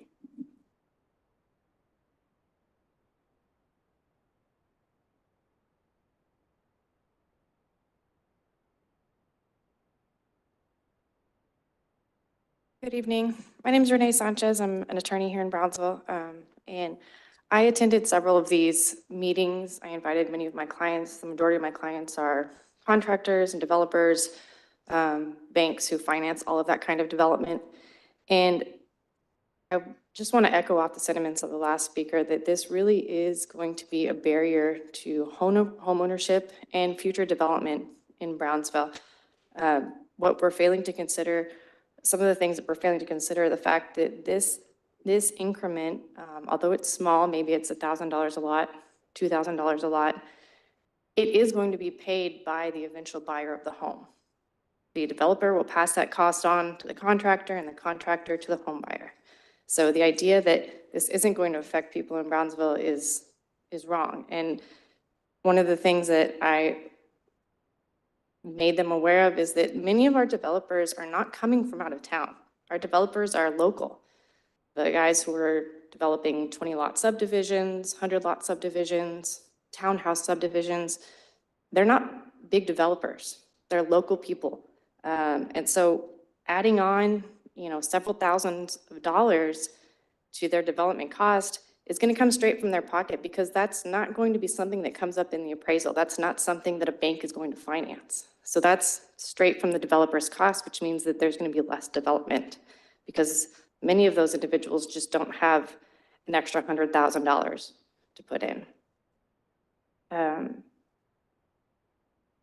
I think that you really need to weigh the cost-benefit analysis of this, because if you think about the number of lots that were approved this year, last year was roughly 2,000. So at $1,000 a lot, you're looking, what, $2 million over the year? That's nothing. That's a drop in the bucket compared to the $596 million that we need. But it's going to cause it's going to hinder the development within Brownsville. And it's not just the residential development, we're talking about commercial as well. If you've got big developers that want to come in, a Target that wants to come in, do they want to pay an extra $100,000, $200,000? Probably not. And if they do, then they'll probably go somewhere else in the city, CDCB or somewhere, to get those funds. So somehow it's coming out of our pockets. And I just think we really need to think about the detriment that this could have on the development for Brownsville. We used to say we were 10 years behind McAllen. I'd argue maybe we're 15 years behind now, and I don't think that this is going to help. So I think that it can be a strategic tool, but there are other tools that could effectively get us the monies that we need. I mean, if anything, you can put the burden on the developer to put in the correct size street from the beginning. That's been one of the problems, and I know that they have remedied some of that, but there are other tools to be used. And I think that the commission really needs to look at what else is available. Thank you. Thank you.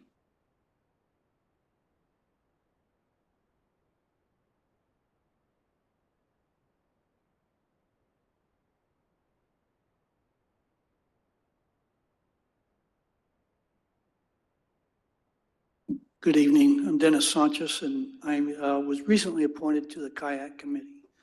And I wanted to talk to you a little bit about my perception of what we have here.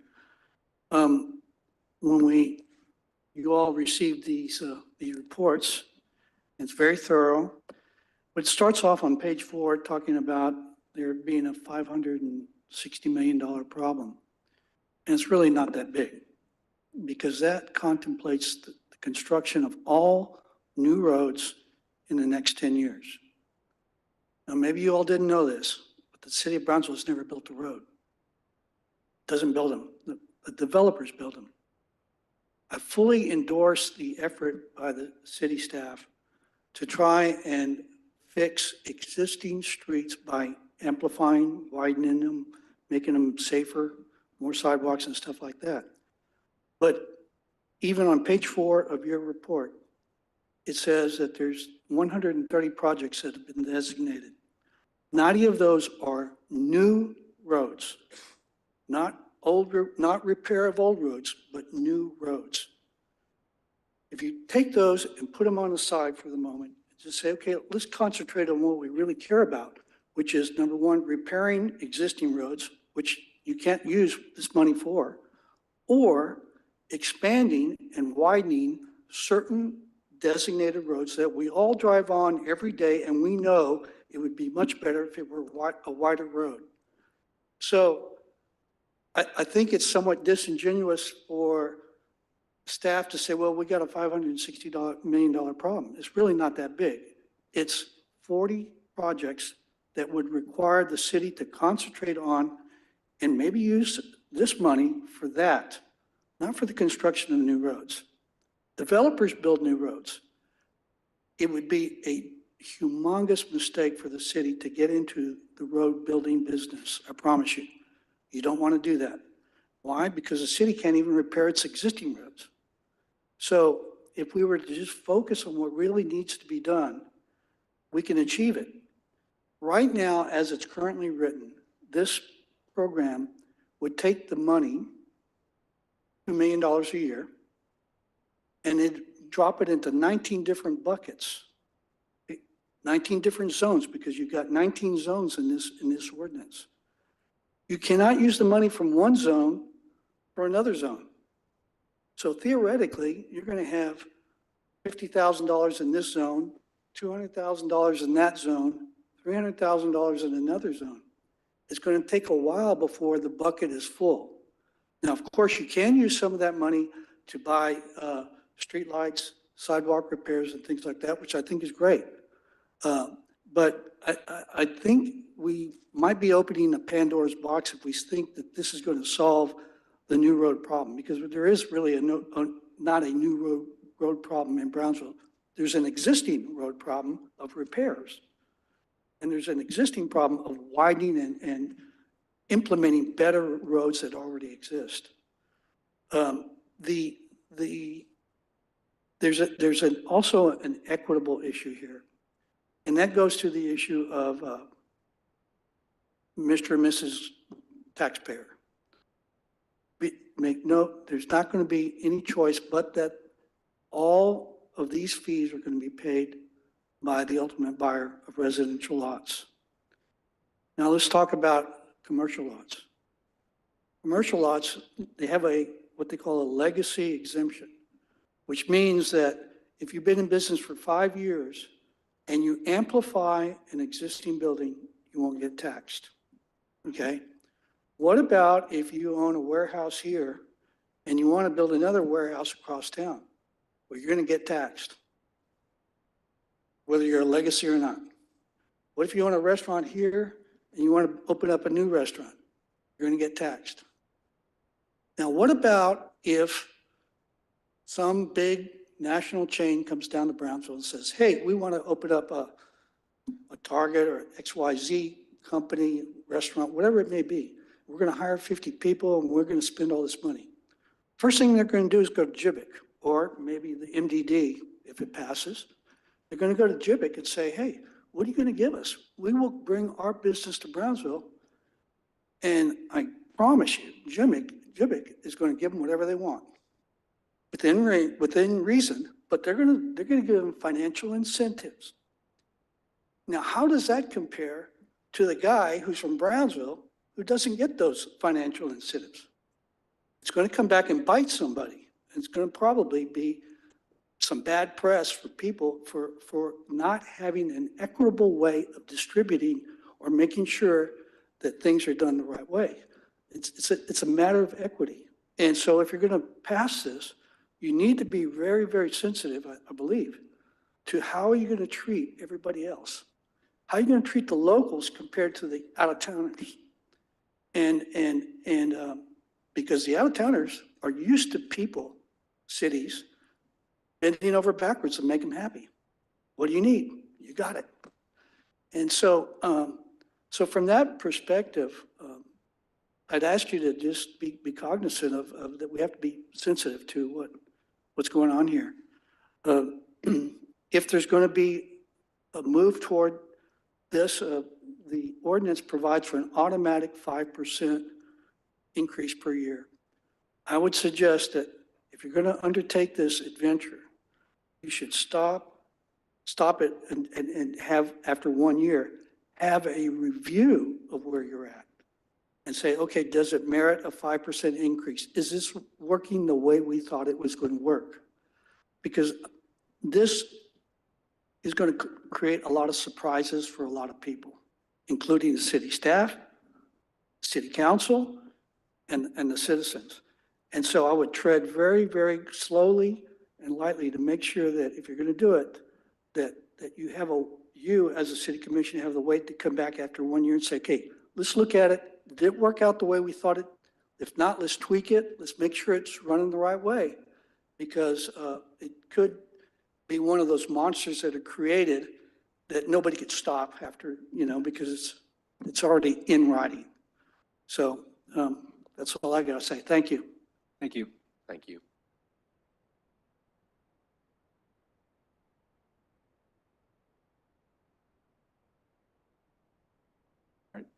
Anyone else that wishes to speak on this item?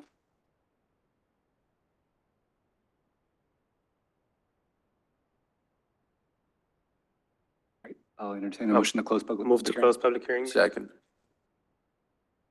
You can still talk to us, Joel. Yeah, we have a motion and a second to close public hearing. Any further discussion? If not, all those in favor, please say aye. Aye. All those opposed say nay. Ayes have it, motion carries. Do you want to say something?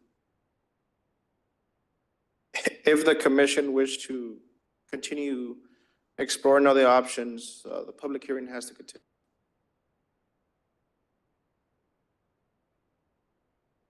Right.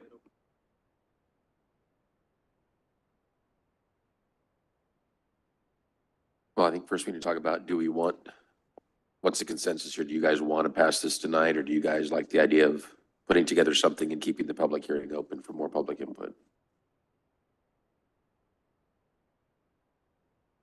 I wouldn't be opposed to waiting on this just because it continues to evolve as we continue to see it presented to us. And I'd like for us to go back and be able to revisit those, write out the language, because one of the things that we continue to hear is how it impacts our residents. And I think we have a common consensus of my colleagues and I that we want to protect our vulnerable communities and make sure that they're not impacted by this. But if that means that we have to go back and define those definitions specifically, then I would feel much safer waiting on that.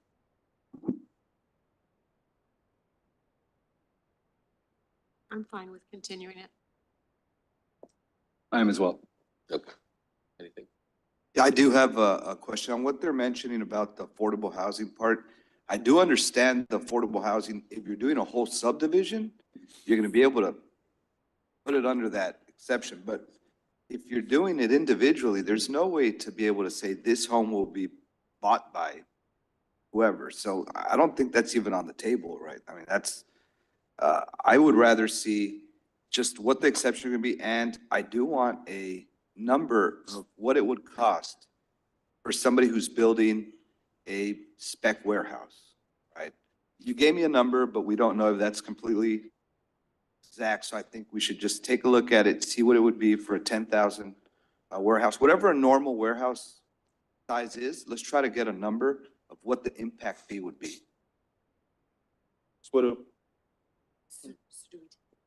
Yeah, No, and to that item, I'd like to get an example as well on multifamily, on the average multifamily development, what that would be for a market rate and a commercial plaza average, right? What that would be. I think that's important. But yeah, I do want to keep this open, keep the discussion going. So we have to pull this from the table? No, what we need to do is move to reopen the public hearing and continue it until a date definite. Correct. All right. We have a motion. We'll need the date though. And I'm thinking I think it'd be good for us to have a workshop at the next meeting. That way we can talk about all the different points we're talking about and try and hash those out. And then hopefully if we're at a point there where we can adopt what we want the consideration to be for this, then it's out in the public for a couple more weeks and then we come back and actually take action on it. So I'm thinking that we continue it until probably the first meeting in March.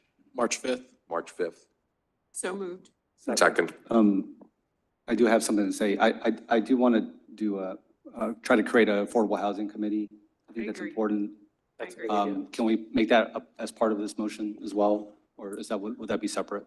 It would, well, I think it would We be, actually have on our work plan in the planning department a housing plan for the first time. So that was something that in the work plans that you'll all be fiscal year 24 work plan. A housing plan, the city's first housing plan is on that. So that can be also part of that initiative in terms of affordable housing plan. But in terms to get the input from the affordable housing community in regards to the exemption language that is, will be a part of this? Yeah, we could do that. If it passes? Yeah. So you can make it as part of the motion to continue, have the committee, et cetera. Okay. Okay, so I'm going to amend the motion. My motion is to open the public hearing until March 5th, did you say? Yes. Correct. And 5 in p.m. that process of review, create an affordable housing committee or committee to review with respect to this issue. Correct? Correct. Second. Second. All right. We have a motion and a second. Any further discussion? I do have a quick question. How are we going to appoint members to that committee? We could have at the next meeting where we get people that are interested, and then you all decide who will be on the committee as your appointment. Or you can delegate it to the city manager so that she can appoint or starting, getting. We can people- bring names back and it could be an ad hoc subcommittee for the purpose of this plan. All right. No, you're ready to vote. Yeah, any further discussion? If not, all those in favor, please say aye. Aye. All those opposed say nay. Ayes have it, motion carried. Thank you. Hearing number 3, public hearing and action on first reading on ordinance number 2024-1738, amending Chapter 66 Municipal Court of the City Code of Ordinances by adding Section 66-15 to be titled Collecting Delinquent Fines, Fees, Court Cost, and Other Debts, to establish a fee to defray cost of collecting delinquent fines, fees, court cost, and other debts pursuant to Article 103.0031 of the Texas Code of Criminal Procedure.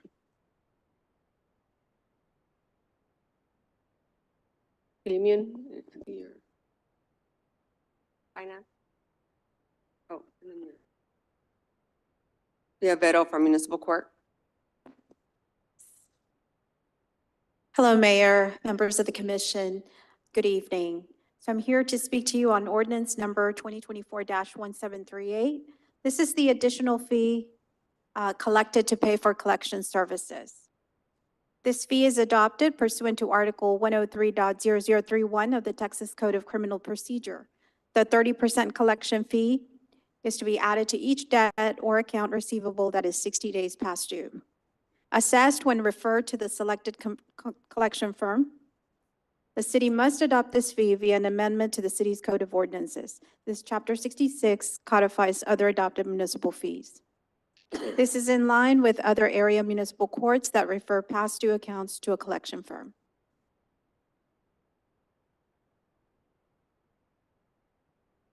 No questions here. Questions? Any questions? All right, this is a public hearing, so if there's anyone here that wishes to address the commission on this item, please step forward. I'll move to close the public hearing. Second. All right, we have a motion and a second to close public hearing. Any further discussion? If not, all those in favor, please say aye. Aye. All those opposed say nay. Ayes have it, motion carries. Move to approve. Second. All right, we have a motion and a second to approve. Any further discussion? If not, all those in favor, please say aye. Aye. Aye. All those opposed say nay. Ayes have it, motion carries.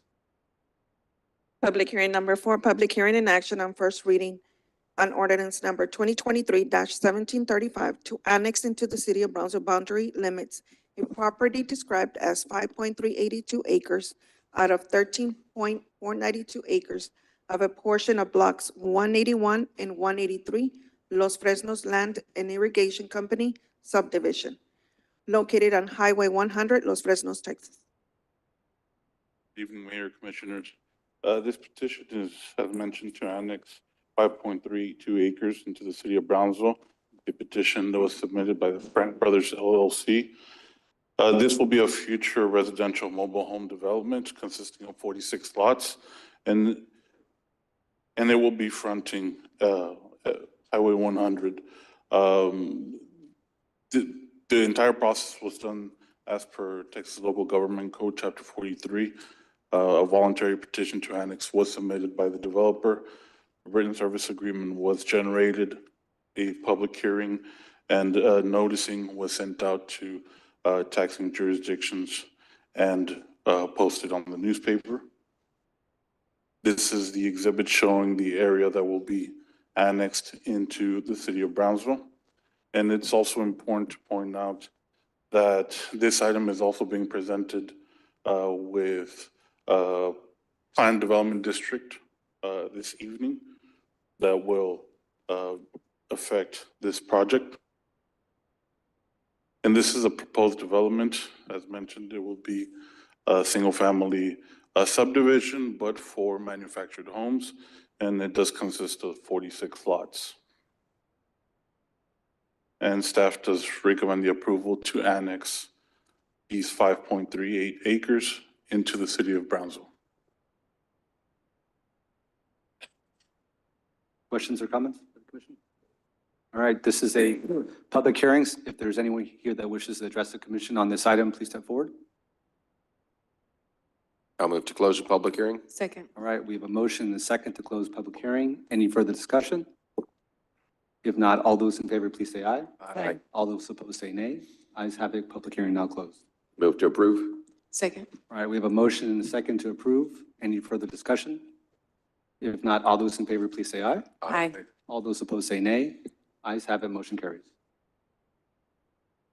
Item number 5, public hearing and action on first reading on ordinance number 235-2023-040 to rezone from light industrial to residential suburban to allow a duplex development for track 1 being an approximate 25.67 acres out of block 133 El Jardín subdivision, shares 19 and 27 Espiritu Santo Grant, located on JCS Industrial Drive. As mentioned, the down zone from light industrial to residential suburban. The proposed use will be for a duplex development, and it will be fronting JCS Industrial Drive. This is the 200-foot buffer map. There were 13 mailouts and 0 written opposition. This is the zoning map. Within the area, there's light industrial, residential single-family to the north, residential transition to the south, and commercial corridor to the south. And the request is consistent with the comprehensive plan and future land use plan. P&Z did recommend the approval to rezone from light industrial to residential suburban.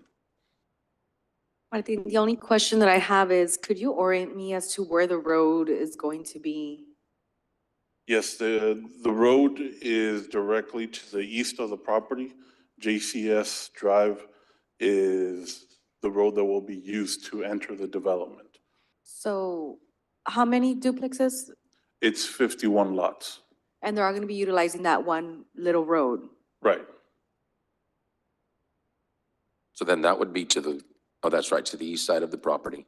So my concern with this, I just want to make sure we're not putting ourselves in a situation where we're going to have people now living in an area where they've got, I think, a wastewater treatment plant on one side of them, whatever industrial stuff we have going on the other.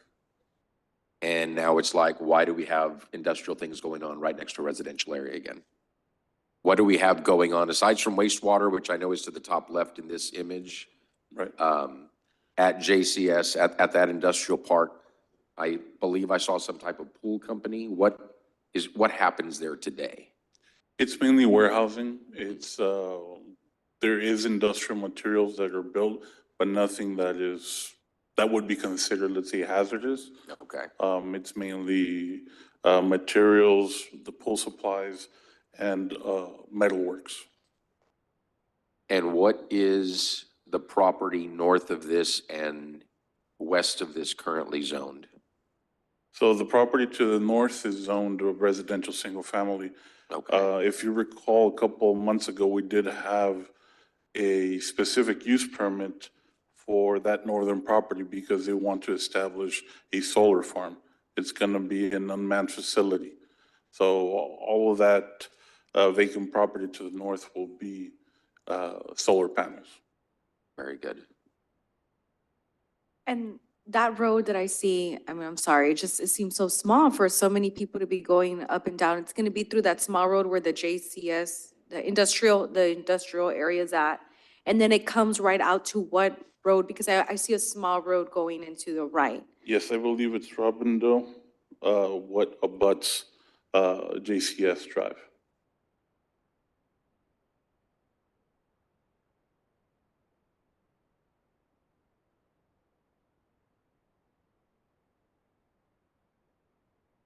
And is there any future plans into expanding other roads? I'm just thinking about alleviation of traffic.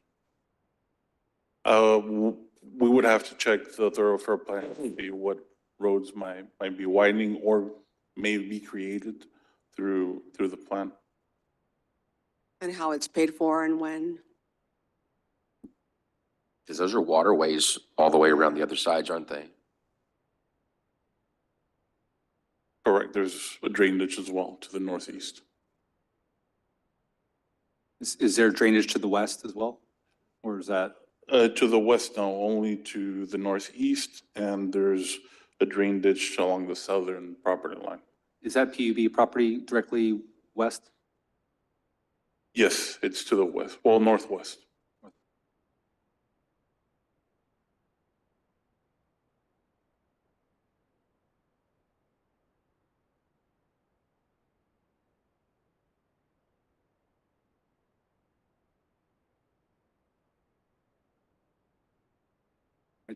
This is a public hearing. If there's anyone here that wishes to address the commission on this item, please step forward. Please state your name for the record. Good evening. My name is Bobby Klausner. I'm the project engineer for this development. This is Mr. Jose Diaz. He's the owner. I guess to answer a few questions, there is a drain ditch along the west side of the property. We're planning to excavate a detention pond there. So there will be a buffer between the duplex lots and the wastewater treatment plant there owned by PUB. And JCS Industrial Drive is a 40-foot back-to-back road. So it is a little larger than a local, I'm not sure what it's designated as, right? But it is 40-foot back-to-back. So if you have any other questions. Thank you guys for that. Thank you. Thank you. Anyone else that wishes to address the item, or the commission on this item? I'll move to close the public hearing. All right, we have a motion. Do we have a second? Second. We have a motion and a second. Any further discussion? If not, all those in favor, please say aye. Aye. All those opposed say nay. Ayes have it. Public hearing now closed. I move to approve. Second. All right, we have a motion and a second to approve. Any further discussion? If not, all those in favor, please say aye. Aye. All those opposed say nay. Ayes have it. Motion carries. Item number 6, public hearing and action on first reading on ordinance number 235-2023-041 to rezone from residential single-family to residential suburban to allow a duplex development for lots 1 to 16, Block 5, Florida Estates Subdivision, Section 1, located on Florida Road. So this will be a rezone from residential single family to residential suburban for the purpose of establishing duplex lots, a total of 16 within a single family residential subdivision called Florida Estates. The property is fronting Florida Road. And so this is the 200-foot buffer map. There were 7 mail-outs and 0 written opposition. And the red polygon represents the 16 lots within block number 5 of the residential subdivision. This is a zoning map. The primary zoning within this area is residential single family. There is agriculture to the southwest, and everything else surrounding is the extraterritorial jurisdiction. The request is consistent with the comprehensive plan and future land use plan. P&Z did recommend the approval to rezone from residential single family to residential suburban. Martin, what was that last comment you made on the surrounding areas? It's RETJ? Yes, extraterritorial jurisdiction.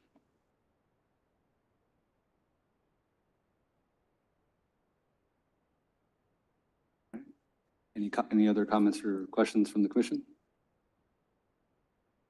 All right, this is a public hearing. If there's anyone here that wishes to address the commission on this item, please step forward.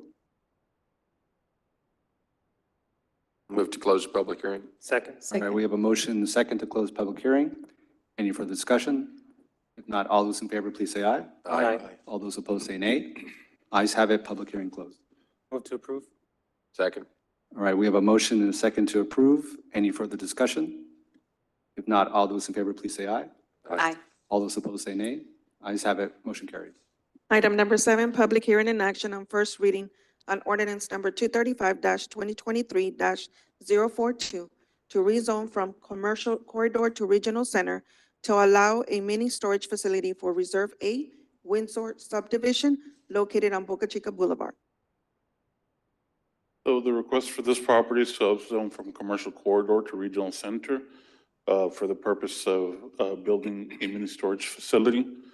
Now, this facility will be part of a larger development that will provide commercial store frontage along Boca Chica. This is a 200-foot buffer map. There were 23 mailouts and 0 written opposition. And the red polygon represents where this mini storage facility will be located. Now, the remainder of the development is to be established on the property that's directly to the south, the green area that's currently vacant. This is a zoning map. The zoning that predominates is commercial corridor. There's residential single family to the north and residential suburban to the south. The request is consistent with the comprehensive plan and future land use plan, P&Z, to recommend the approval to rezone from commercial corridor to regional center. Questions? Where would the entrance be on this, Martin? The entrance to the business? The business will have 3 entrances, 2 on Boca Chica, and then 1 through Galansky Road. I see. Thank you. All right, this is a public hearing, so if there's anyone here that wishes to address the commission on this item, please step forward. I move to close the public hearing. We have a motion and a second to close public hearing. Any further discussion? If not, all those in favor, please say aye. Aye. All those opposed say nay. Ayes have it, public hearing now closed. Move to approve. Second. All right, we have a motion and a second to approve. Any further discussion? If not, all those in favor, please say aye. Aye. All those opposed say nay. Ayes have it, motion carries. Item number 8, public hearing and action on first reading on ordinance number 235-2023-043-PD to establish a planned development district to create development-specific lot sizes and setbacks for a manufactured home residential development being an approximate 11.953 acres out of blocks 181 and 183, Los Fresnos Land and Irrigation Company subdivision located on Highway 100, Los Fresnos. As mentioned, this is the item that was presented along with the annexation. So the request is to establish a planned development district to create development-specific setbacks and lot sizes. The current zoning of this property is agriculture, and it also has a portion that's in the extraterritorial jurisdiction. However, because the first item was approved to annex the 5.382 acres that were in the ETJ, now we can have this planned development district also cover the total acreage of the development, which is 11.953 acres. And as mentioned, this will be for a mobile home or a manufactured home residential development. The property is fronting Highway 100. Now, given that the agriculture zoning designation only allows the single-family use on half-acre lots or higher, the applicant is requesting lot sizes of 50 feet by 125 feet, a 20-foot front setback, a 10-foot rear setback, and 5-foot lateral setbacks. This is a 200-foot buffer map. There were 11 mailouts and 0 written opposition. And this is a polygon representing the portion that was annexed with the first item that was presented this evening. This is the zoning map. As mentioned, there's the extraterritorial jurisdiction component and the agricultural component. And the request is consistent with the comprehensive plan and future land use plan. P and Z did recommend the approval for this planned development district within the agriculture zoning. Questions? Are those setbacks standard for mobile home? Yes, they're actually a little bit more restrictive. Our ordinance actually has setbacks up to 15 feet. They're pushing it 20 feet. How about side to side? Is that? That is standard. 5 feet is standard. In this development, I think we saw an illustration of what it's going to look like, correct? Yes. And it looked like it's pretty much a straight shot. Will the developer be putting in any dips to make sure that there's no speeding up and down that road? It's something that we can potentially request. It'll be part of the review whenever they submit the subdivision. And we transfer the review to our engineering department. Yeah, I'd want that to be one of the requirements for the consideration. Noted. All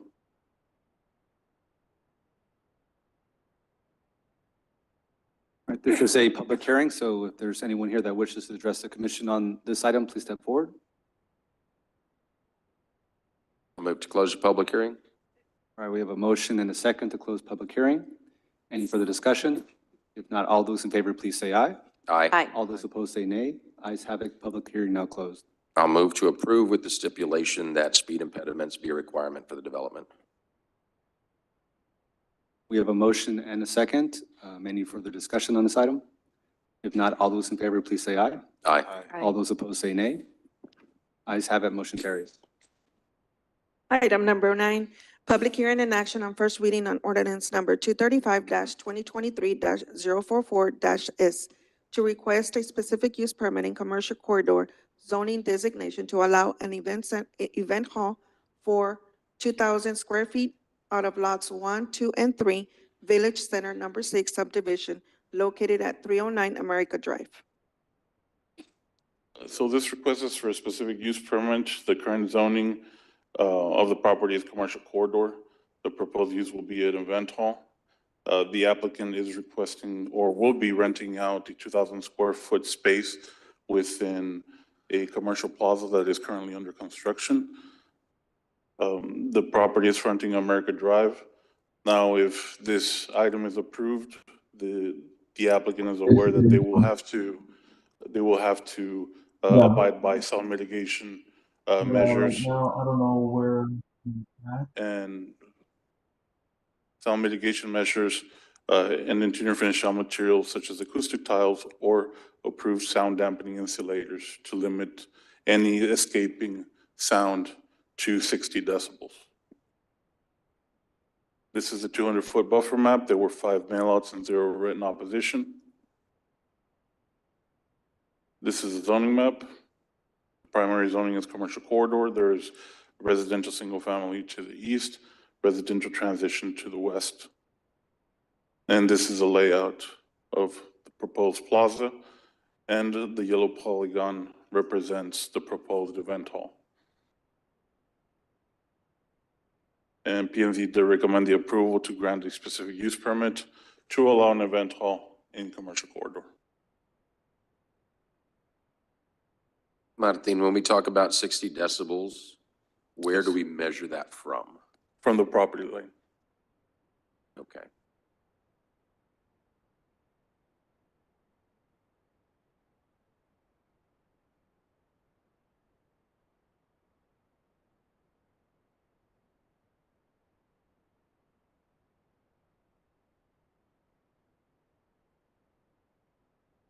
Any other questions or comments from the commission? Does that plaza hold enough parking for that? I mean, it would have to, right, if we're gonna consider it? Yes, yes, they are proposing sufficient parking. Further questions? All right. This is a public hearing, so if there's anyone here that wishes to address the commission on this item, please step forward. Move to close the public hearing. All right, we have a motion and a second to close public hearing. Any further discussion? If not, all those in favor, please say aye. Aye. All those opposed say nay. Ayes have it. Public hearing now closed. I move to approve. Second. All right, we have a motion and a second to approve. Any further discussion? If not, all those in favor, please say aye. Aye. Aye. All those opposed say nay. Ayes have it. Motion carries. Next item, items for individual consideration. Thank you, Martin.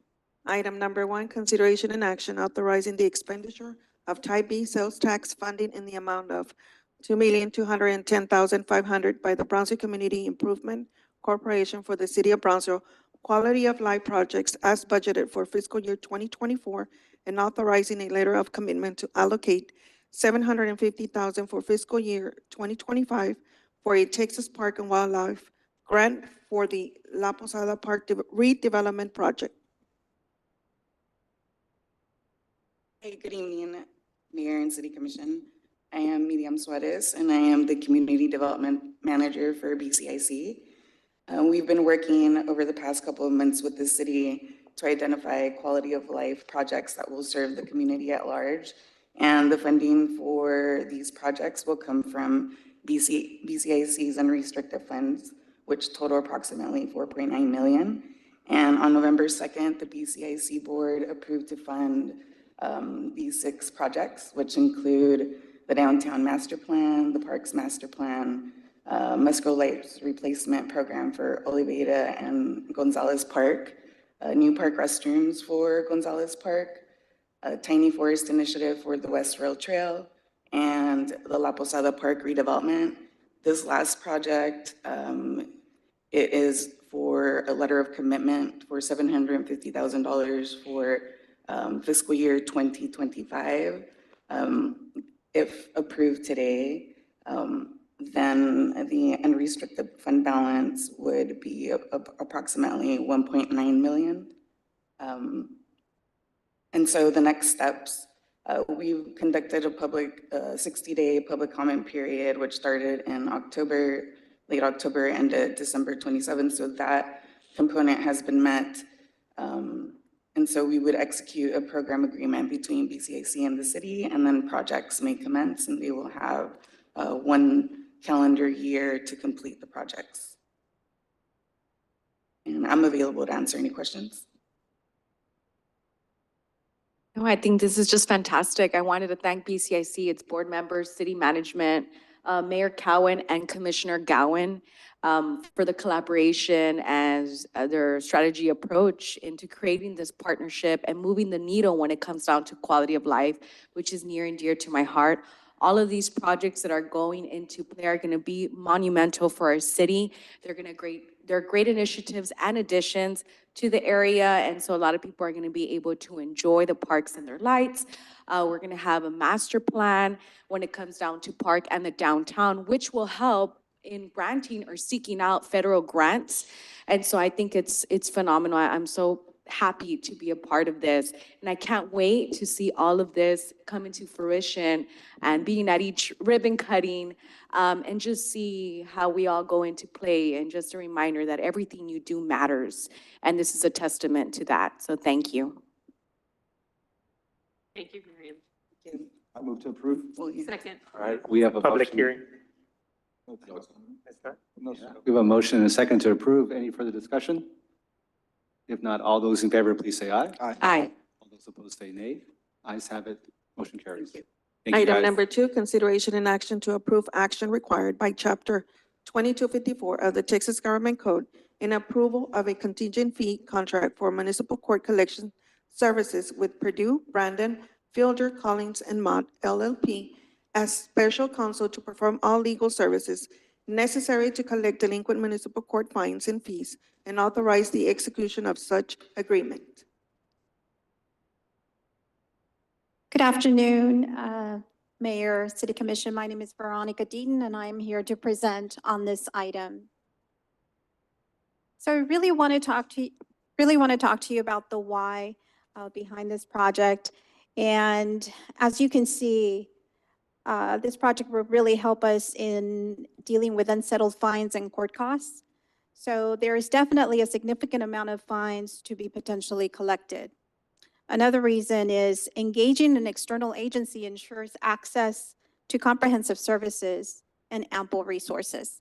So some of these resources would be software, personnel, expertise, right? So at the end of the day, right, this results to an overall cost savings for the city.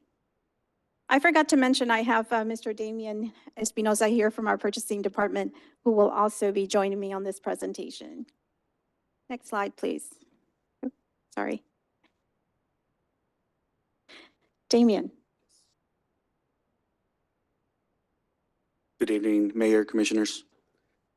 After we were engaged by the municipal court, there was a collaboration and combined efforts from legal, purchasing, and municipal court department to develop a scope of work for the municipal court collection services. Following that development of scope of work, the team determined the appropriate scoring criteria and the weighted percentage for each criterion where we were going to evaluate all the vendors that submitted for this proposal.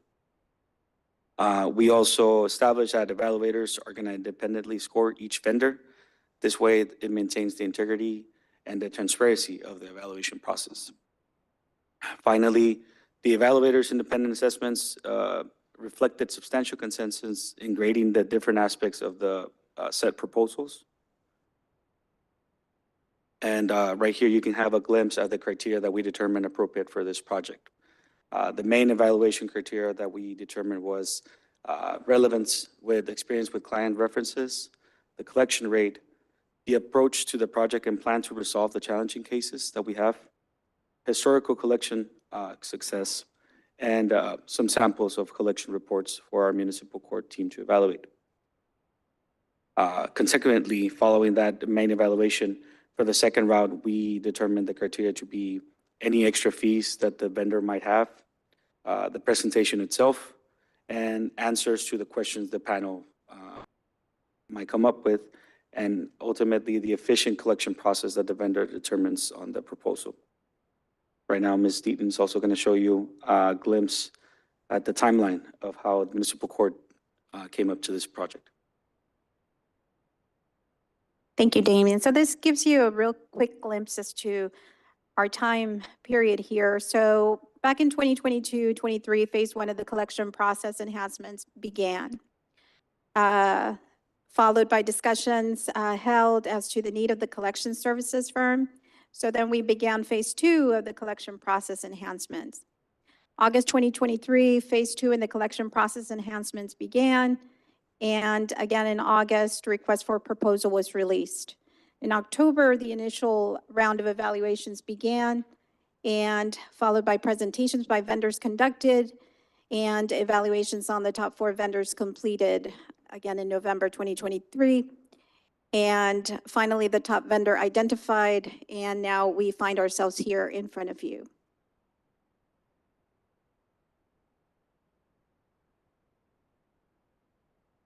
In this slide, you're going to see the proposals, the ranking of the proposals themselves after the 2 rounds.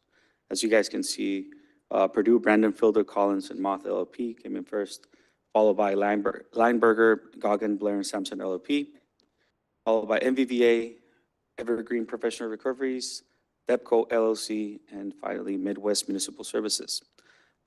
Just a note to make of this slide, the first 2 vendors indicates that they have a local office here at the City of Brownsville to provide these services. Following that ranking, we had a final meeting where we reached a consensus to recommend the award of the contract to Purdue, Brandon, Fielder, Collins, and Moth LLP. This is due in part to staff, that includes municipal court experience with the in-court environment, that being the current court software that we use.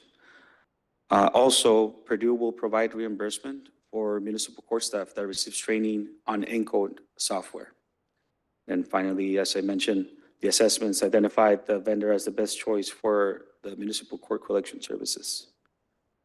And yep. Any questions?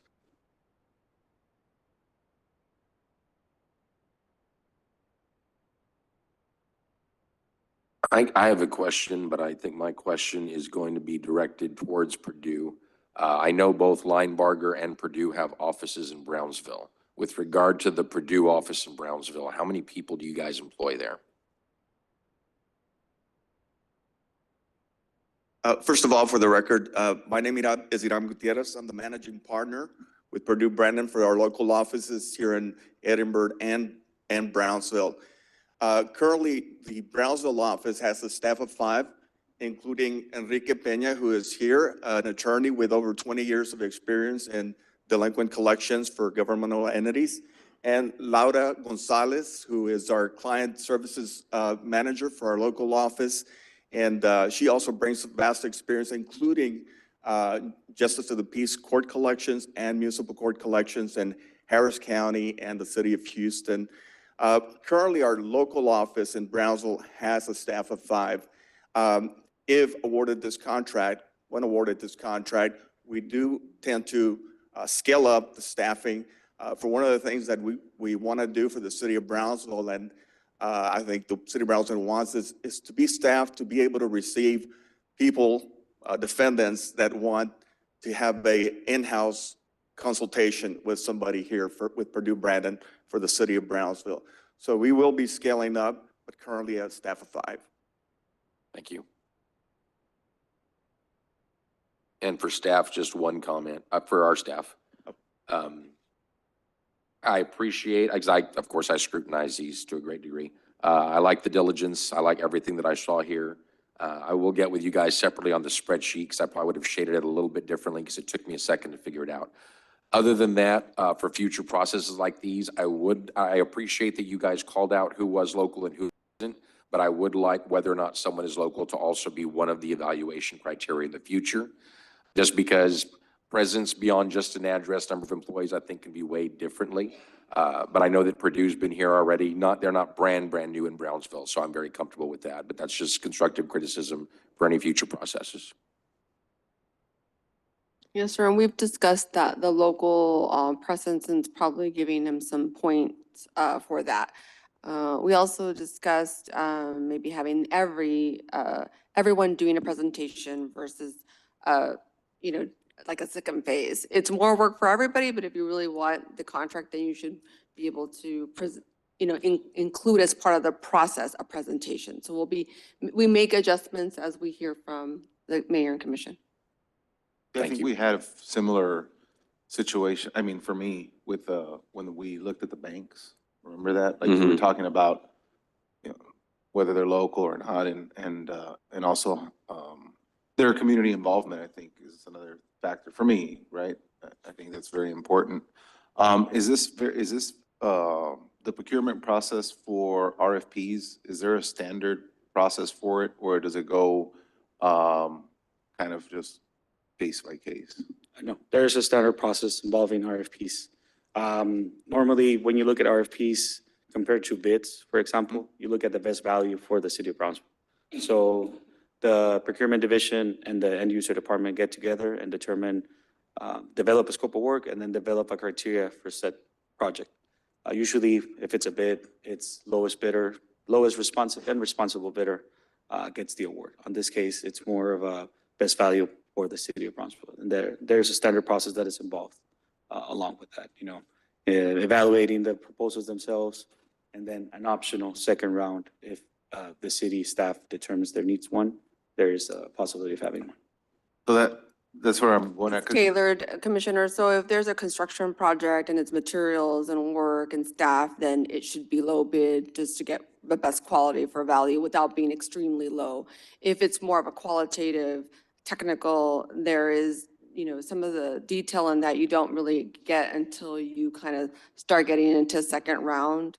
And so it really depends, it's tailored somewhat. A restaurant bid like we just did over the concessions at the airport is slightly different from, an architect or an engineer that we need for a project. So we do have to, while there's some basic guidelines, because a software called Bonfire, right, that requires, has some kind, is that correct? Yeah, Bonfire is the electronic. Then, there's some basic guidelines, but it also has to be tailored depending whether it's a concession versus technical assistance, professional services versus a bid on a construction project. But we can provide that difference for you and for the commission. No, I was asking because right now you were saying how, the presentations that should you have all of them present or not all of them present? I didn't know if all of our RFPs require a presentation or some are approved without presentation. They don't.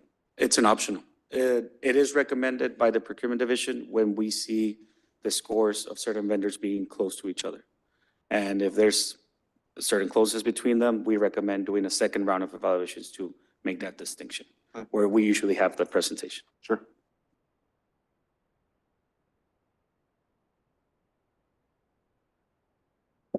Any other questions or comments? All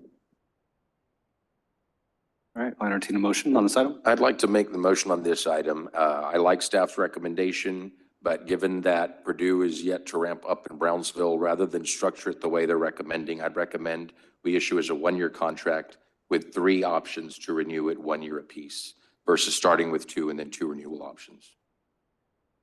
That way, at 1 year, we can come back and look at that, see what type of ramp up has happened in Brownsville, and consider renewal from there. I have a question on that. I see that in the procurement analysis that once the term contract, after the 2 years, they have 2 periods of 1 year extension. Is that the standard practice that we've had? We usually do a primary term of either 2 or 3 years and then do a 1-year renewal, depending on how we want to structure it. That's something that was determined before with the end user department, how they want to handle the contract itself. And you said 3, Commissioner, or 2? 3, only because this time I'm talking about not awarding it as a 2-year contract. It was going to be awarded as a 2-year with 2 1-year extensions for a total of 4 years. Right. So I'm recommending do a 1-year contract with 3 1-year extensions. So it's still a total of 4 years, but we start the evaluation after 1 year, since their presence is small right now in Brownsville, but there's a commitment to ramp up.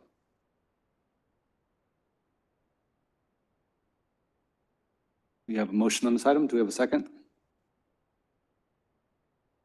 I'll second that. All right, we have a motion and a second. Any further discussion? If not, all those in favor, please say aye. Aye. Aye. All those opposed say nay. Ayes have it, motion carries. Thank you. Next item, we have board appointments. Consideration and action on resolution number 2024-007 to appoint or reappoint 4 members to the Airport Advisory Board to fill existing vacancies. Good afternoon, Mayor. Commissioners, my name is Doro Garcia, Interim Airport Director. Today we have the 4 vacancies on our Airport Advisory Board. We do have the vacancy of Mr. Frank Loya, Mr. Alcocer, Mr. Julio Aranda, who resigned, and Mr. Luis Cavazos.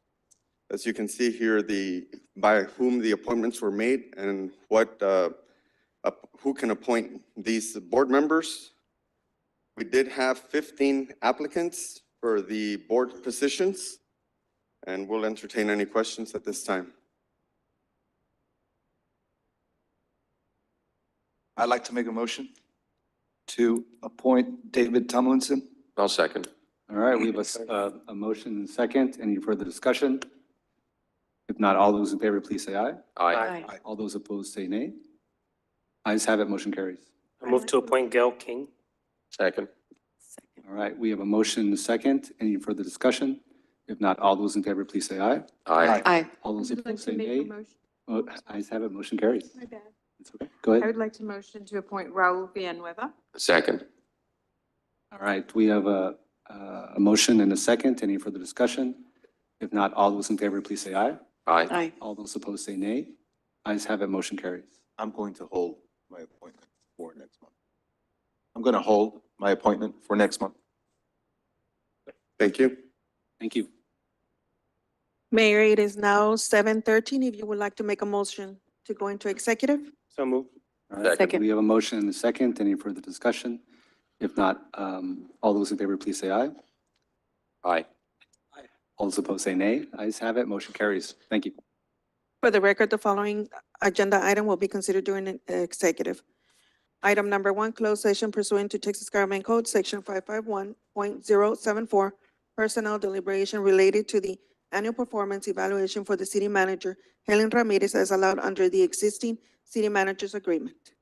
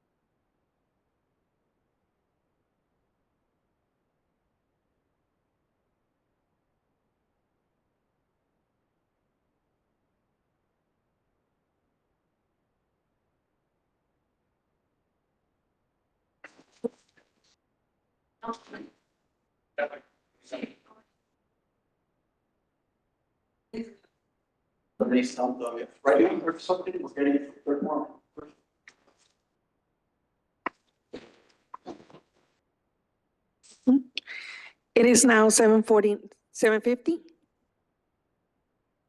The next item is possible action on any items as discussed in executive session. Discussion and possible action, if any, related to the annual performance evaluation for the city manager, Helen Ramirez, as allowed under the existing city manager's agreement. I'd like to make a motion to proceed as discussed in executive session. Second. All right, we have a motion and a second. Any further discussion? If not, all those in favor, please say aye. Aye. All those opposed say nay. Ayes have it, motion carries. Move to adjourn.